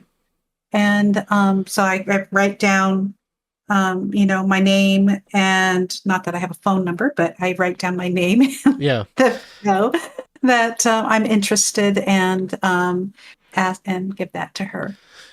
Yeah, she says that you'll likely see at least one of them tomorrow. They stop in pretty frequently. All their food and everything is pretty fresh. So, yeah, she says that'll be no problem. Thank you. I really appreciate it. The meal was lovely. I'm a little bit curious as to why Thomas asked for his meat to be more rare. It's not like him. Oh, well, I'm going to go ahead and take my leave. And thank you once again for a wonderful meal and good conversation. And I hope that you also have a restful sleep. She bids you farewell as you try to leave the courtyard to go back into the building. There's a man that kind of briskly walks up alongside you and kind of taps you on the shoulder. As you turn around to look at him, you would recognize him. He's wearing kind of like a cloak, but you recognize him as one of the elevated council members. He was the one that chimed in and said something rosy about maybe the Naglord thing isn't as bad as we thought. And his name was one second. Snide. Lord Snide. Lord Snide. Lord Snide of House... Sorry, Smide. Smide Humblebluff from House Pilston. Smide Humblebluff of House Pilston. Yes. He says, I feel like people call him Snide behind his back. An insult. Might I get a word before I could tell you're about to go retire for the evening, but I just have a proposition for you. Sir. Business. Oh, business. It's too bad. Okay. Yes, I will be happy to go have a word with you. Maybe one last glass of wine before evening. Certainly. What kind of wine would you like us to drink? He'll order you one of the more expensive wines that they offer here. Sits down under the tree and a little bit of small chit chat, but eventually kind of gets to the point. And he says, "You are going to deliver 10 barrels to the Yellow Wood." 10. Yeah, it will be 10. It's always 10. I would like to pay for you to make sure that shipment doesn't arrive. Oh. What you do with those barrels it doesn't matter. You go and sell them, ditch them someplace where they won't be found, but I will pay you for them to not make it to the Yellow Wood. And let me secrecy, of course. I am here. None of the other council members know that I am here. So I think there is one small problem, though. We'd have to come back to get both the reward and the payment for those barrels? Are you willing to? As far as anyone has to know, you delivered them. You come back, there are no barrels. The story is that you made the shipment, you made the delivery. I see. I wouldn't worry about the verification of this. You don't seem like you'll be sticking around town for too long. By the time any questions would be raised, you'll be long gone. No, that's been our general pattern. Yes, I don't think you're wrong about that. I do have a group of people that I would probably, well, maybe I won't consult with this group of people. How much are you willing to pay? I will pay you 8,000 gold. Here and now? What surety do you have that we don't deliver it anyway? I will pay you half up front. That sounds reasonable. So I would need Thomas in there. I will know. I have eyes in the region, and I know that you will return because your money is held up with the jeweler. You wouldn't. I don't think you would defy me. If you were to take this deal and you told me that you would deliver on it, I trust that you would do it. Defy is an interesting word. Betray, would you rather? Betray sounds better, yes. I haven't ever betrayed anyone, unfortunately, for me. But let's just say that I will endeavor to ensure that the wine is not delivered if you can tell me why it's important that it's not. Of course. For far too long, Prigwort has paid fealty to the Jarl of Yellow. The Earl of Yellow. The Earl of Yellow. The Earl of Yellow. Out of fear. Out of call it superstition. Old wives' tales about his protection keeping Prigwort safe. I think it's high time we discontinue with this practice. If I can pay for you, they will believe that you delivered on this wine. I will hold the truth that it was not, and when no harm is done, I can reveal the nature of this farce that we have been putting up with for all these years, and we can finally be done with it. I'm going to make you a counteroffer. Please, I am all ears. I have been virtually every corner of the Dolmenwoods, and none of those corners are ever what they seem to be. So I feel that your aim is worthy.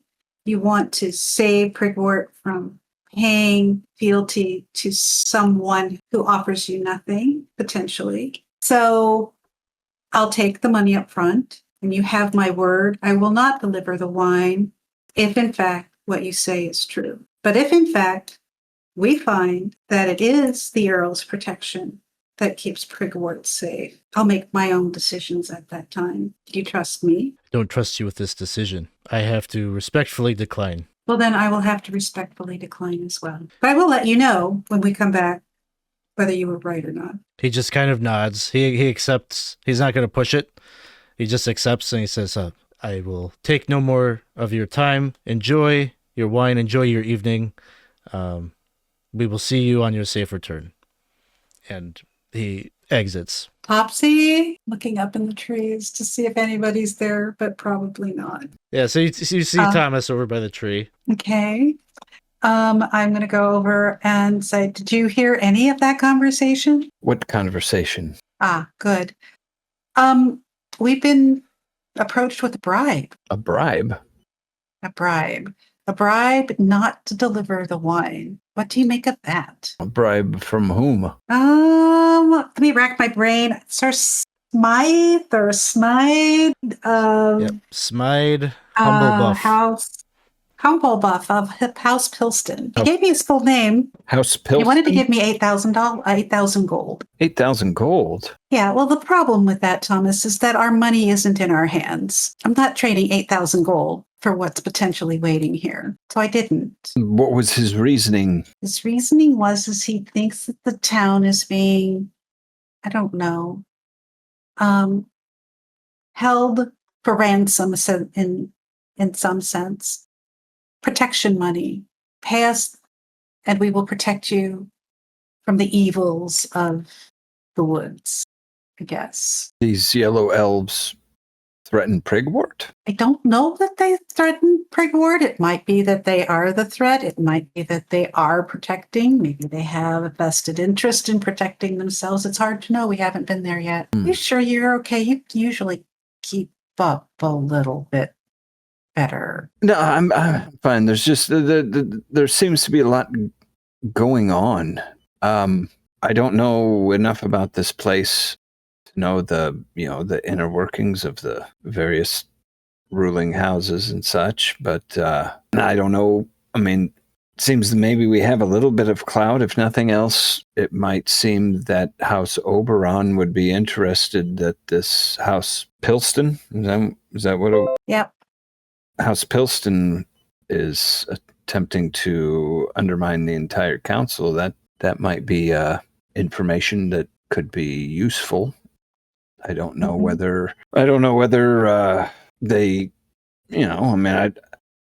whether they would believe us or not. I mean, it seems like we have a little bit of clout at this point, being the heroes of Prigwort and such, but I mean, it would be, to betray the entire council, I don't know. I mean, just by somebody approaching, I think we would need to gather more information before we would decide to do that. If we went from heroes of Prigwort to, the traitors of Prigwort, that may not be good. Oh no, it probably wouldn't be good. So I told him, I gave him a counteroffer. Let us at least investigate. And if what he believes is true, we would do as he asked, but he wasn't going to take that deal either. Frankly, I'm surprised that he let me walk away. Well, yeah, I mean, he more or less came to you and gave you some rather damning information. I mean, or at least a damning proposition to him. But think of the extra $8,000 you can make. Oh, you scared me to death. Topsy. Oh, I'm up here. And I point up, and you look up, and you see me in full Grimalkin form, sitting in the tree, where I just, say, invisible the whole time, waiting for my quarry to arrive. I mean, if you really think about it, guys, I mean, he's not saying, $8,000 and you don't get the money. It's the $12,000 we get plus an additional $8,000. So that's $20,000. Think about that. Think how much money that is. It's crazy because they're going to pay us anyways, but they won't know better. It could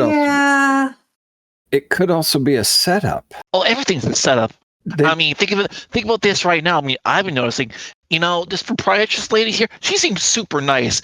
Way too super nice. Honestly, I never trust a human to be that nice in any capacity unless they want something or they're working for somebody who has a lot of money. So I'm thinking there's also something shady in that regard. But that's my own kind of suspicious theory craft. It may be a test of our trustworthiness, too. I mean, there could very well be something that the council has a grander proposition for us. To tantalize us with taking less money. I mean, it could be something where they're testing our character. Thomas, how long were we in prison? Cover your ears, Topsy. I don't. I lean in even closer. How long were we in prison? Yeah. You A guys long time ago. It seems like forever ago that we were in prison, Lillibeth, but a couple of years, I think, at least. Couple years. Oh, we guys are like in a evil brigand group, robbing the rich and stealing from the poor. No. You guys, bands of thieves, murderers, conspirators, traitors. Do we look like murderers, conspirators, and traitors? Well, I mean, on some instances, I mean, you are kind of wearing like a little bandit mask. Well, that is true. It's pretty thievy to me. And Thomas over here, man, he's like the front guy. He's the guy you least expect in the crime. He's the guy that sits in. He's the guy that gets the job at the bank before you rob it. That's Thomas. Well, like your assessment. Okay, let's just say that in this instance, even though there might have been some reason why people would not want to trust or believe us, none of us were actually guilty of what we were charged with. So I don't. Tell you later. I promise. I mean, maybe you guys we'll all tell you later. I was going to say, I was kind of guilty with what I was charged with. Don't tell me this. I think the charge was bunk, Lillibeth, but I did it. Well, I didn't. Yeah, everyone did except for Lillibeth, actually. Yeah. I think that's the case. Yes. Okay, well, at this point, I believe you that it was bunk. I'm positive. anyway, my point with all of that was going to be something. And oh yeah, I don't trust humans either, is my point. It might So be. no, I don't trust him. I don't trust the council. They have our money. I think that we should watch out for ourselves. And if we get an extra $8,000 out of it, that would be nice. But I'd rather pass that up as long as we get us out of it. So. And I don't know if Silver has any information on this particular group of elves.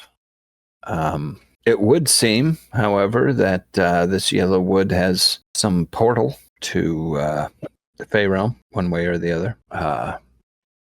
Oh boy, that interests me greatly.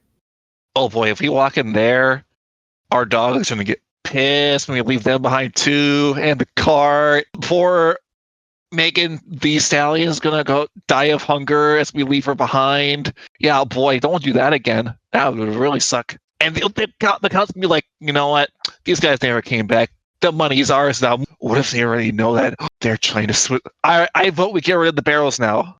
So you think that the whole thing is a setup, Topsy? That we're going to go there and they will kill us and take the wine and... Well, not kill us, but like we'll come back later. It's like, uh-oh, you passed the void of expiration date. You're supposed to be back in a week. Uh-oh, sorry, you went to the land of fairy for a bit again. No money for you. I say get rid of them. I don't know that there was a time limit put on collecting the money. There's always a time limit. I think it's even more important to talk to House Oberon and get some assurances. Yeah.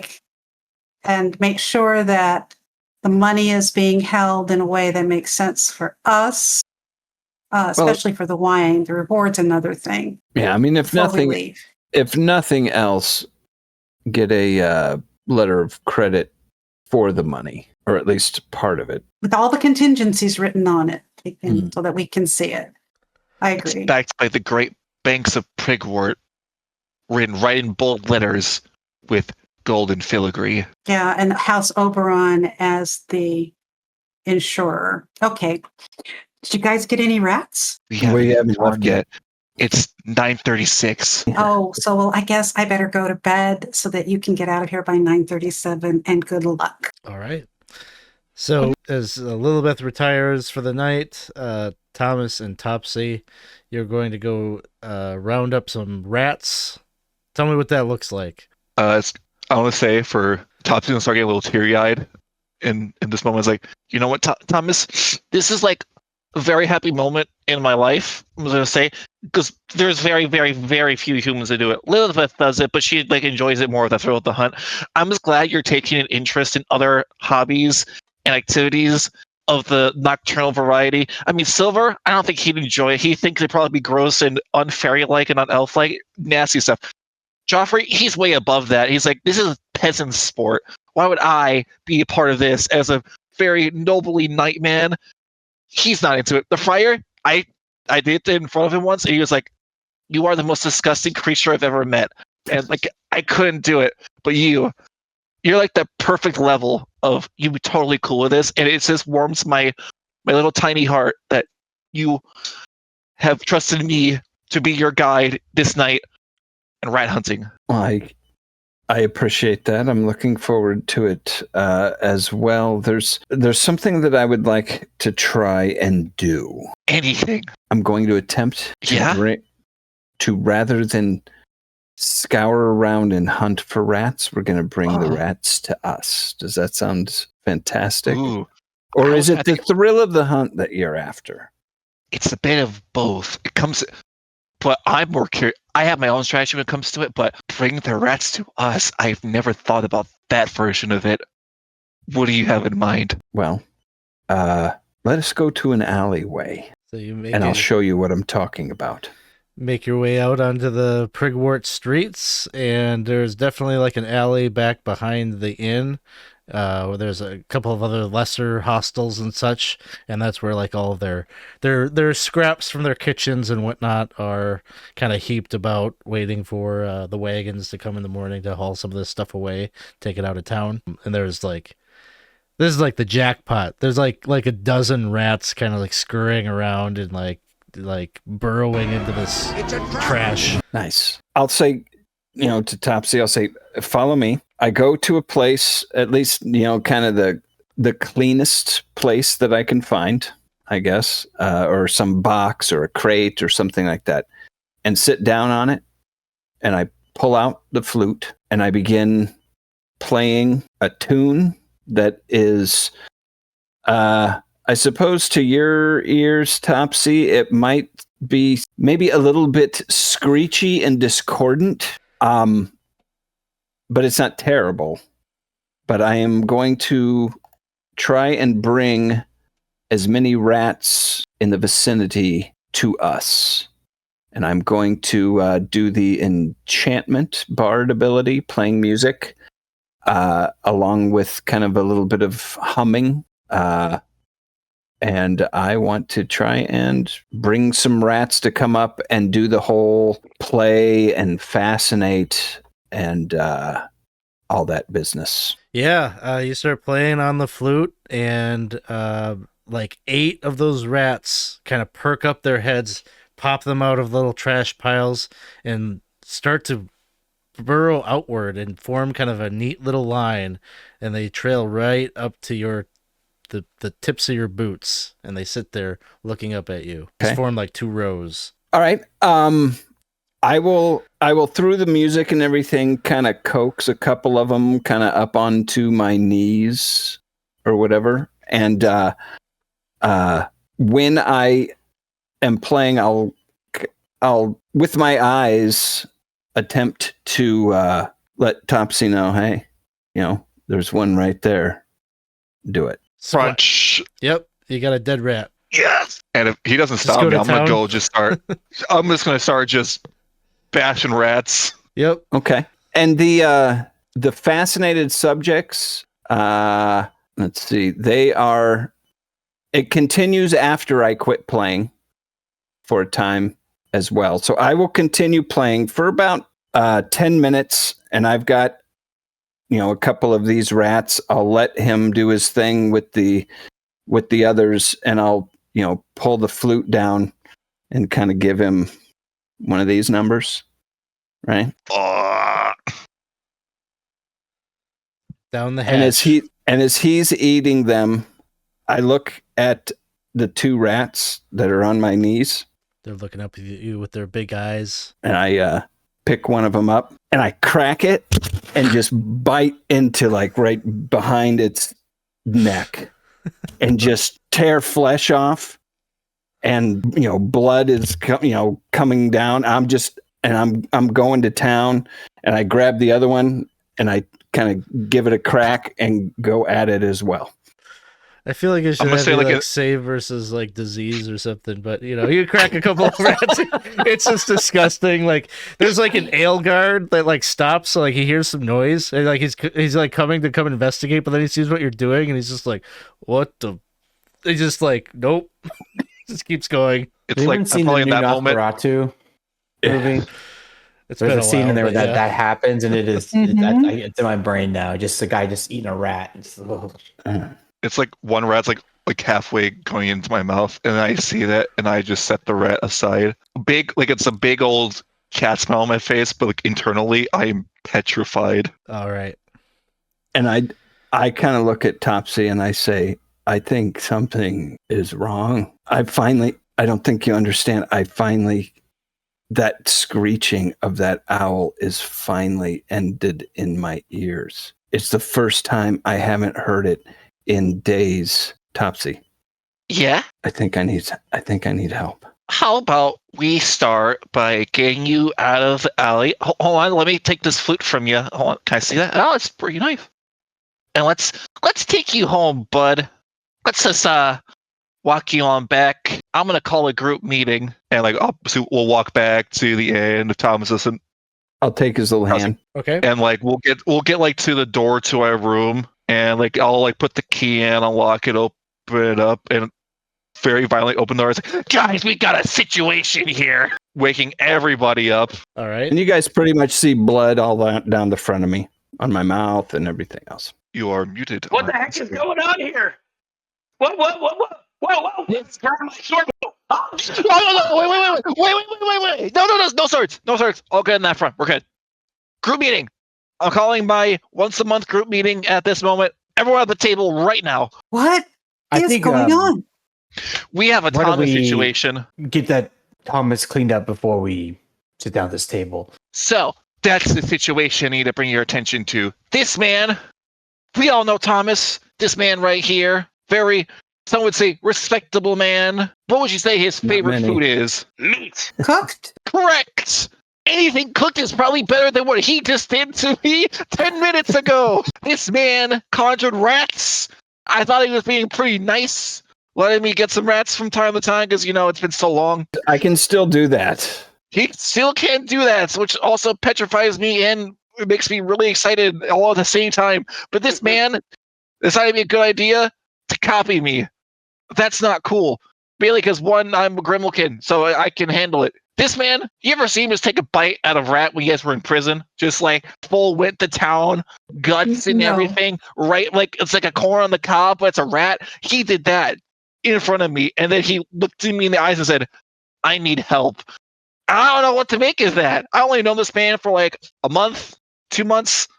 No, something's been off. So Thomas has not been himself. He And mentioned I something about tried to talk Guys, to him right here. I I'm think right here. Yeah, I'm right here. Right here. I mean, I'm going to go see a priest. I think we should have a priest check him out too, because I just think that he's been off, and with all the undead that we dealt with, I don't know what got to him. he mentioned the owls, those birds, Oh, I've ate his I've face been or hit- something. I've been hearing the screeching like an earworm. You ever hear of that? Yeah, the crows, Mister Rag and Bones.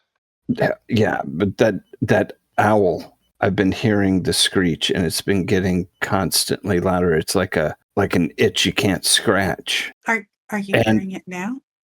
Yeah, but seriously, I mean, I've been being drawn to what I did tonight, eating raw flesh, and actually it's the first time that the sound has not been overwhelming in the back of my mind. They Well, I'm got glad we hold- found this out before we left. They got um, hold of- I'm going Okay. to take you up, Sir Geoffrey, on going and seeing the priests. I'll go with you. I've got your back. We'll do this together. You don't have to be alone. There's definitely something the matter. might be worth seeing our herbalist friend as well, Agreed. All right. and the wizard. I'm sorry. I should have brought it up before. I was thinking it was just something that was going to go away, but I can't take it anymore. You've told us now. And I would guess that the part of whatever is going on with you might be messing with your own ability to understand what's happening. So, what do we do for the rest of the night? I'm going to drink that wine and I'm going to sleep. And hopefully I'll get a better night's sleep than I have over the last 3 nights. Okay. Well, When- please don't take this the wrong way, but I think we should all take watch. If you're all good, I'd like to move forward so that we can get everything done here before 11. Sure. So evening's going to happen. Everyone gets a hit point back. If you took your remedy, you get 2. Thomas, another. And am I point getting off. hit points? Because I think I wasn't healing. Or was I? I don't remember now. I think there was a secondary effect that caused the hit point thing, and that would have gone away when you leveled up. I think Silver's the Okay. only one that's under that hit point restriction thing. As far as the Gotcha, infection, this next day, no change. It is not receding. Is it growing? It hasn't grown yet, but it hasn't gotten better. And the herbalist basically said that it should be receding. So best you can tell, maybe he bought you a couple of days. It seemed like it did stall the growth, but at this point, I'm gonna say that you are certain that it did not heal you. Okay. So in the morning, as we turn to the 13th of Braghold, you wake up and you can hear the bracing wind taxing the inn where you were staying. You can just hear the windows. You almost feel like, as you're hearing it hit against the glass, that if it was just a little bit, one of these brisk pushes might just shatter the window. And when you get down into the main hall this morning, there are two kind of maybe short, 4.5 feet tall figures that are kind of waiting for you, it would seem. And they appear to just be cloaks, black cloaks. But best you can tell, there's no one under those cloaks. But they just kind of gesture towards you to follow them. And of course, this is probably all a bit strange and a bit weird. But I'm going to assume that maybe you, out of curiosity, follow and see where they might lead you.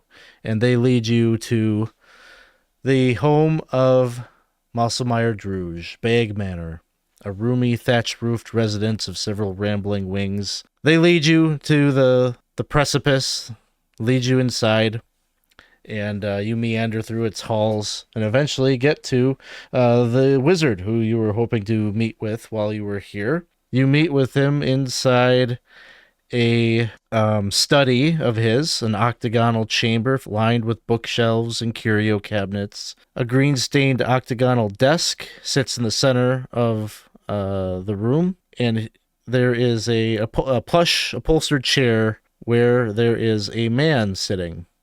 Rather rotund, late 50s, shaven head. He's just got like tons of rings, bejeweled rings on his, like there's 4 rings on each hand. So he's just blinging out.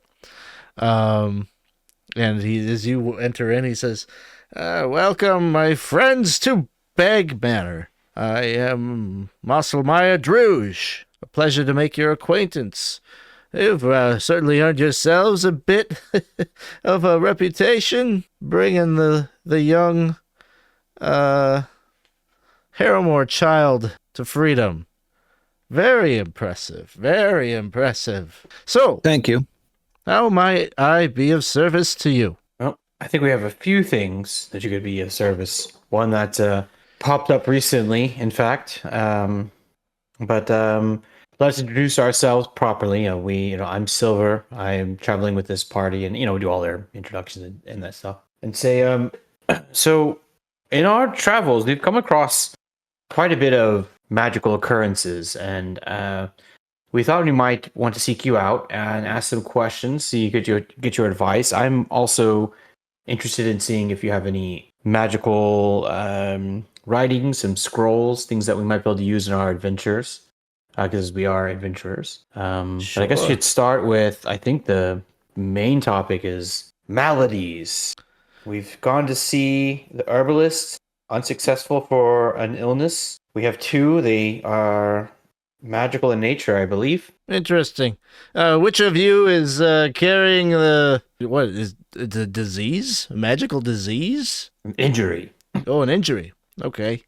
Oh, I'm I gonna guess also- it's the guy with all the plate armor on, probably. Huh? It's usually them. Yeah, I think there's 2 of us that have may have been I affected thought magically. so. I thought so. Okay. But yes, I am wounded, and it does seem like the effects may be some sort of dark magic. Yes. Okay. Well, let's take a look.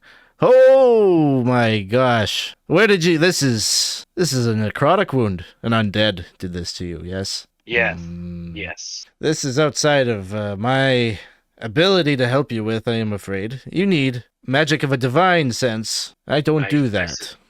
I I'm suspected, afraid. perhaps. But it is good to have that information, and we appreciate your expertise. Yes. Okay. And then, of course, one of you is cursed, it sounds like. Yes, there was an owl. We fought these 3 owls, An owl. and I'm hearing it screech Ooh. constantly in the back of my head, and the only thing that has alleviated it in any way was eating the raw flesh of an animal. Okay. Spare me the details there. I could probably help you with that. It sounds like this is some kind of ancient Drune magic that is probably afflicting you here. So come close, my son. Let me see. Okay. Oh. And he just like places his hands on your temples. Oh, yep. Right there. Okay, don't move. He just like flicks you in your forehead. Oh, and he starts like incanting a bit, and You see, like, there is, like, an aura in his hand, so he is, like, casting some kind of spell on you, and he says, there.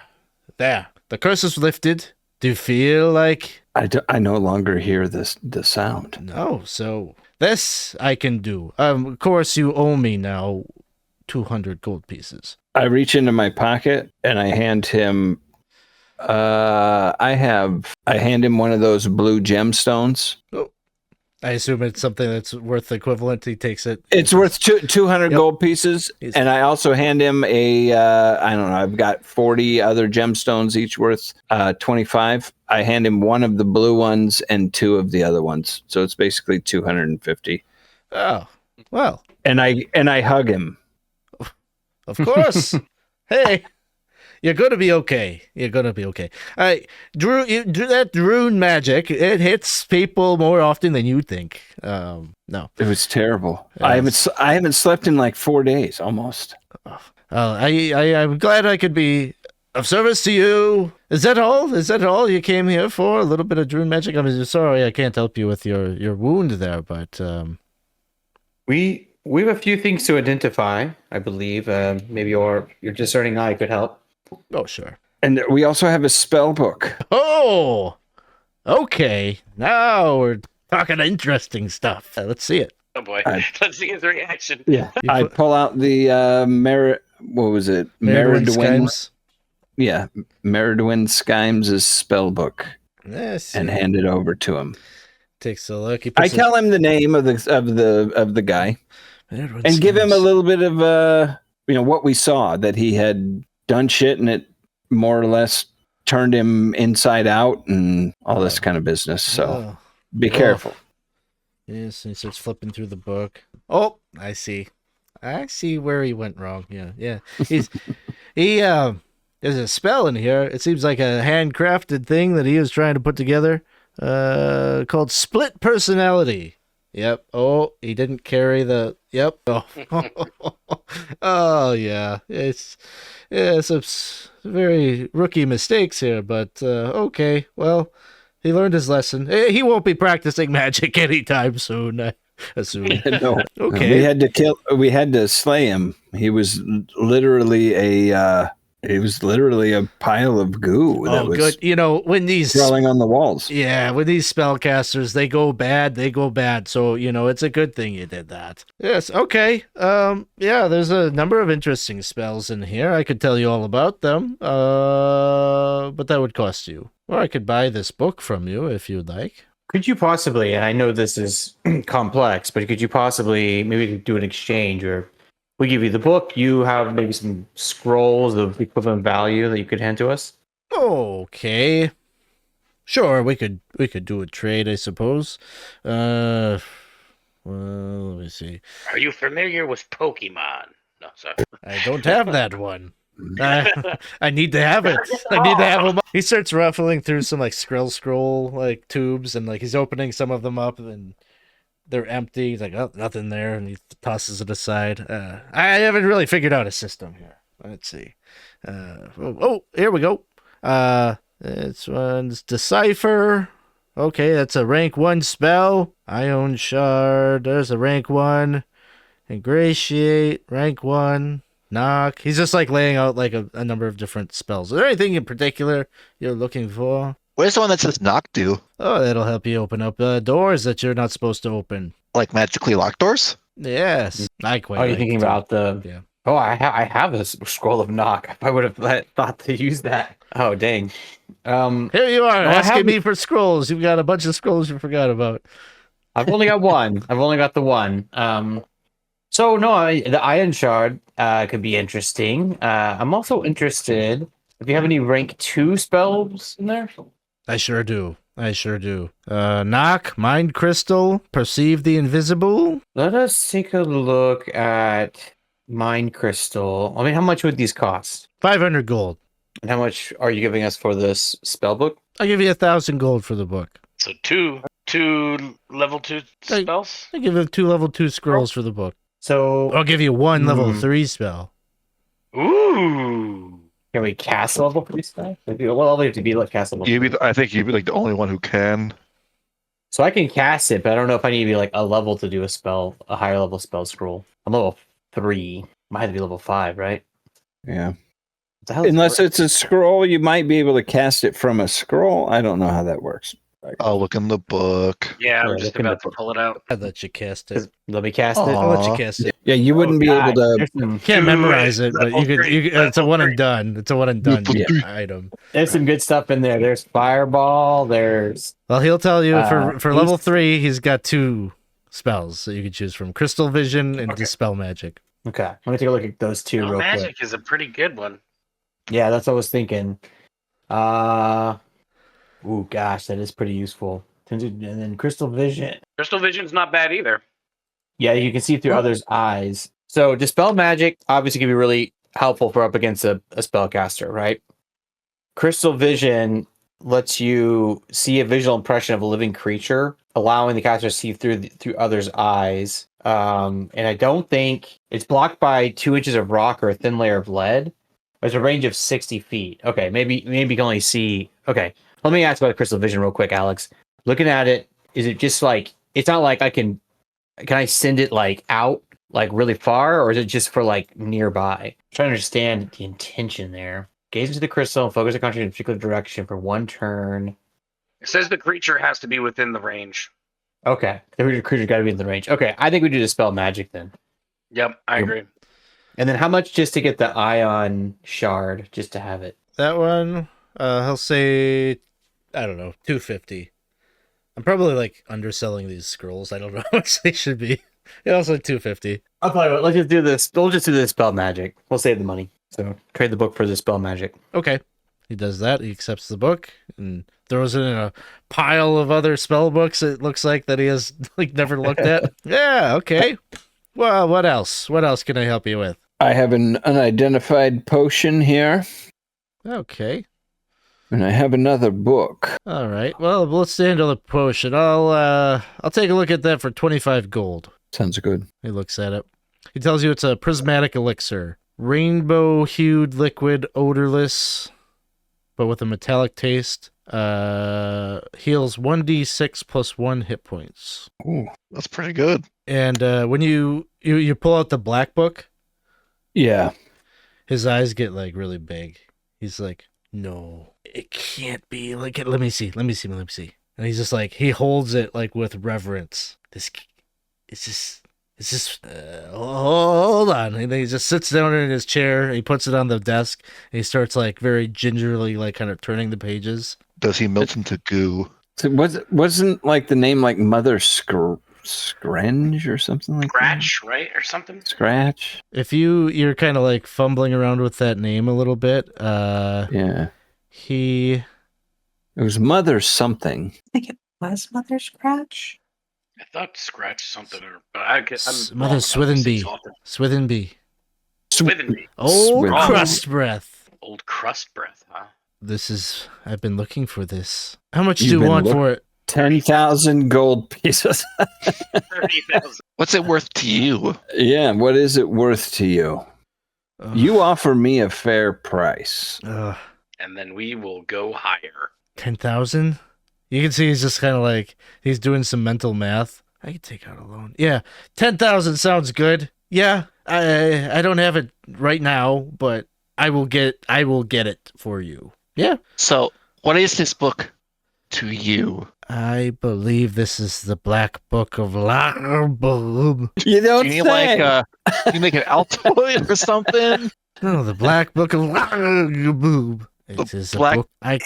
And It's a book of does it do? summoning, dark summoning. Very, Well, very astute. I'm glad you noticed that. Yep, I would like it for my collection. we would There like could for you be to only- have the I have collection. the How soon first do 2 you have the money? volumes. Really? Mm-hmm. This is the 3rd volume. I believe so. It appears to be, yes. how many are there? 666. Or even, It's a start. Yeah. perhaps there might be. I mean, I know 10,000 gold is a lot of gold to think about. You have anything else? I mean, trading is always fun. You're a wizard. Yeah, you want Must more have some scrolls? sort of- We got scrolls for days. This seems a little bit more beyond scroll capability. I mean, I think the gold sounds good. The question is when can he have it? Because he can't have the book till we have the gold. Yeah. Well- Give me a couple of days. Give me a couple of days to shore up the finances. That's not too bad. We can hang out here for a couple more days. We got to visit the Abbey anyway. I have a potentially odd question, but is there anything in that book that might help with the necrotic wound? Oh, it would only hurt. It would be bad. We shouldn't cast anything from this book. Summon a Yogg sauce up from my. we will not. This is not to be used. This is, we put it in the plastic film and we put it up on the shelf and we don't touch it. It's studied to Good. know how to be countered. Right. Or it's cool. It's just cool to collect things. Say, speaking of collecting, you seem like adventuring sorts. Are you open to work, or do you have any aversions of dragons and things like that? Dragons are not our forte. Oh, okay. So something below dragon. You know what's always bothered me? Have you been down to the town square? Have you had these cookies these young women are selling at the cookie, the bakery? You want Yes. You have, yes. They're just too good, don't you think? There's some wizardry or sorcery about. I would love to know what is in those cookies. I can make you one. We'll work up to Right now. dragons. We'll start with the bakery. Well, hold your hand out. I make the cookie in his hand. Swoop. Okay. Takes a small little bite. It's not bad. I don't mean this as an insult. This is nothing compared to those cookies. It's literally a carbon copy. I ate it. It's in your hand. It's the exact same cookie. What do you mean? It's not the same. There's something missing from this cookie. Well, okay. Anyways, Sure, yeah. I will pay So- you for any information that you might have about those baked goods that they make. How Didn't much we is that recognize information one of worth to those? Didn't we recognize one of the people from somewhere? I They're the think one from that duck people? Sir Geoffrey's vision. Sir Geoffrey had a vision of. Yes, that's right. That's right. Dragging people off into the woods, as I recall. Mhm. Yeah. To make them into cookies. To turn them into cookies. Yeah. Well, we'll certainly let you know, and we'll certainly barter some information if we gain it. I have one other question. You may not actually be able to answer this. Are you involved with the politics of the town very much? I try not to. Ugh. Boorish. Boring. Boorish and boring. Boorish and Okay. boring. My whole family, they do that. I let them. I get the house. They get the title. The special responsibilities of leadership. No, thank you. Okay. Well, thank you for answering the question. Do you know nothing about the politics? I know stuff about it, I guess. I don't care for it. What is it that you need to know? What is the relationship between House Pilston and House Oberon? Pilston. Guy with, yeah. I know who you're talking about. Smythe.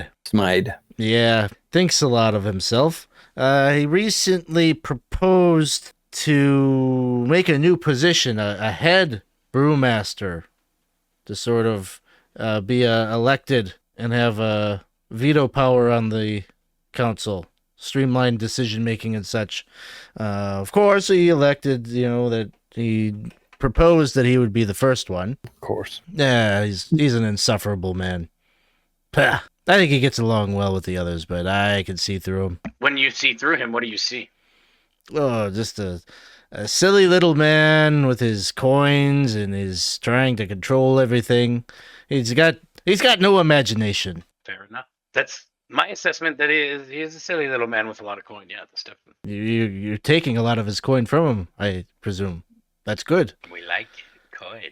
Yeah, he's probably the guy I'm gonna have to get a loan from. I don't know. My family's probably not gonna front. I gotta figure out what am I gonna tell him. I can't tell him it's for a book.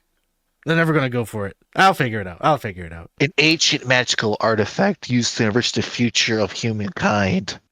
Now, see, they feel the same way about sorcery as I feel about politics. So, I gotta meet them on their level. I gotta figure out a way to appeal to their self-interest. Well, that's really odd because don't they treat with yellow elves? Oh, the Earl of Yellow? Yeah, they do. Yeah, Yeah, they do. but they don't like magic? Well, arcane magic and fey magic is a whole different ballpark, I guess. They respect tradition. They respect that, the Earl of Yellow. They say, I don't know if I buy this, they say he built Bag Manor. They say that this used to be the Earl's house. You believe that? I don't know if I do. Was there any yellow when you got it? No, not at all. Of course, they weird. say that he went under a moniker at the time. The Lord Bag in Hand is what he called himself as he walked among the mortals. What did he have in his bag, in his hand? I don't know. I think maybe he had a bunch of dead squirrels because he was afraid of squirrels, this guy.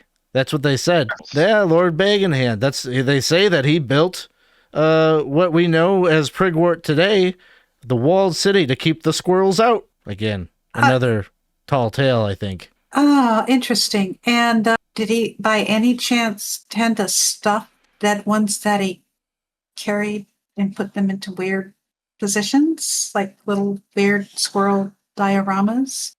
'Cause we've seen some of those lately. No, I don't think so. I think he was afraid of them altogether. Didn't want anything to do with them. Okay. I found I that would have stories loved like these ones with teeth in their mouths, human teeth. Oh, that's fascinating. From a Yes. academic standpoint, I'd love to see some of that and why, and try to figure out why someone would do that. We have Bag in Hand and Rag and Bone. Seems very similar. Okay, thank you. I don't know any more to add to it, so I'm just saying thank you because now I have something to puzzle over while we're on this long trek. I've often found that stories like that may have been slightly changed. He was not afraid of squirrels. There was something he was afraid of. There was something he built the walls to protect them from. I don't think it was squirrels. Beavers. Something with a big Well, tail. some of the stories mentioned badgers. It might not have been squirrels. It might have been badgers. Who's to say? Badgers. Big tails. Look, Oh, But with We don't need that, this. he will, welcome you to come back in a few days if you still want to make the transaction with the book. He assures you that he feels that he'll have the money in a few days. He just needs to badger some of his rich relatives to fork over some of his inheritance or whatever. I thank him again profusely for getting that sound out of my ears. He again kind of brushes it off. Like he's the kind of guy that's like uncomfortable with like thanks. Like he just seems like he's happy with the coin is thanks enough. But he appreciates the words and bids you good day. And he kind of even like I think as you leave, he just says he looks at Geoffrey and says, I feel like you're going to find an answer to your problem. Yellow be willing. And he gives you a wink. And then like suddenly it kind of clicks for you that you've maybe heard people say this saying throughout the town. You maybe didn't like understand it exactly, but now you understand that yellow be willing is just like this phrase that people in Prigwort say because everybody here buys into the superstition about the Earl of Yellow, this fey creature, this fey lord is protecting them somehow.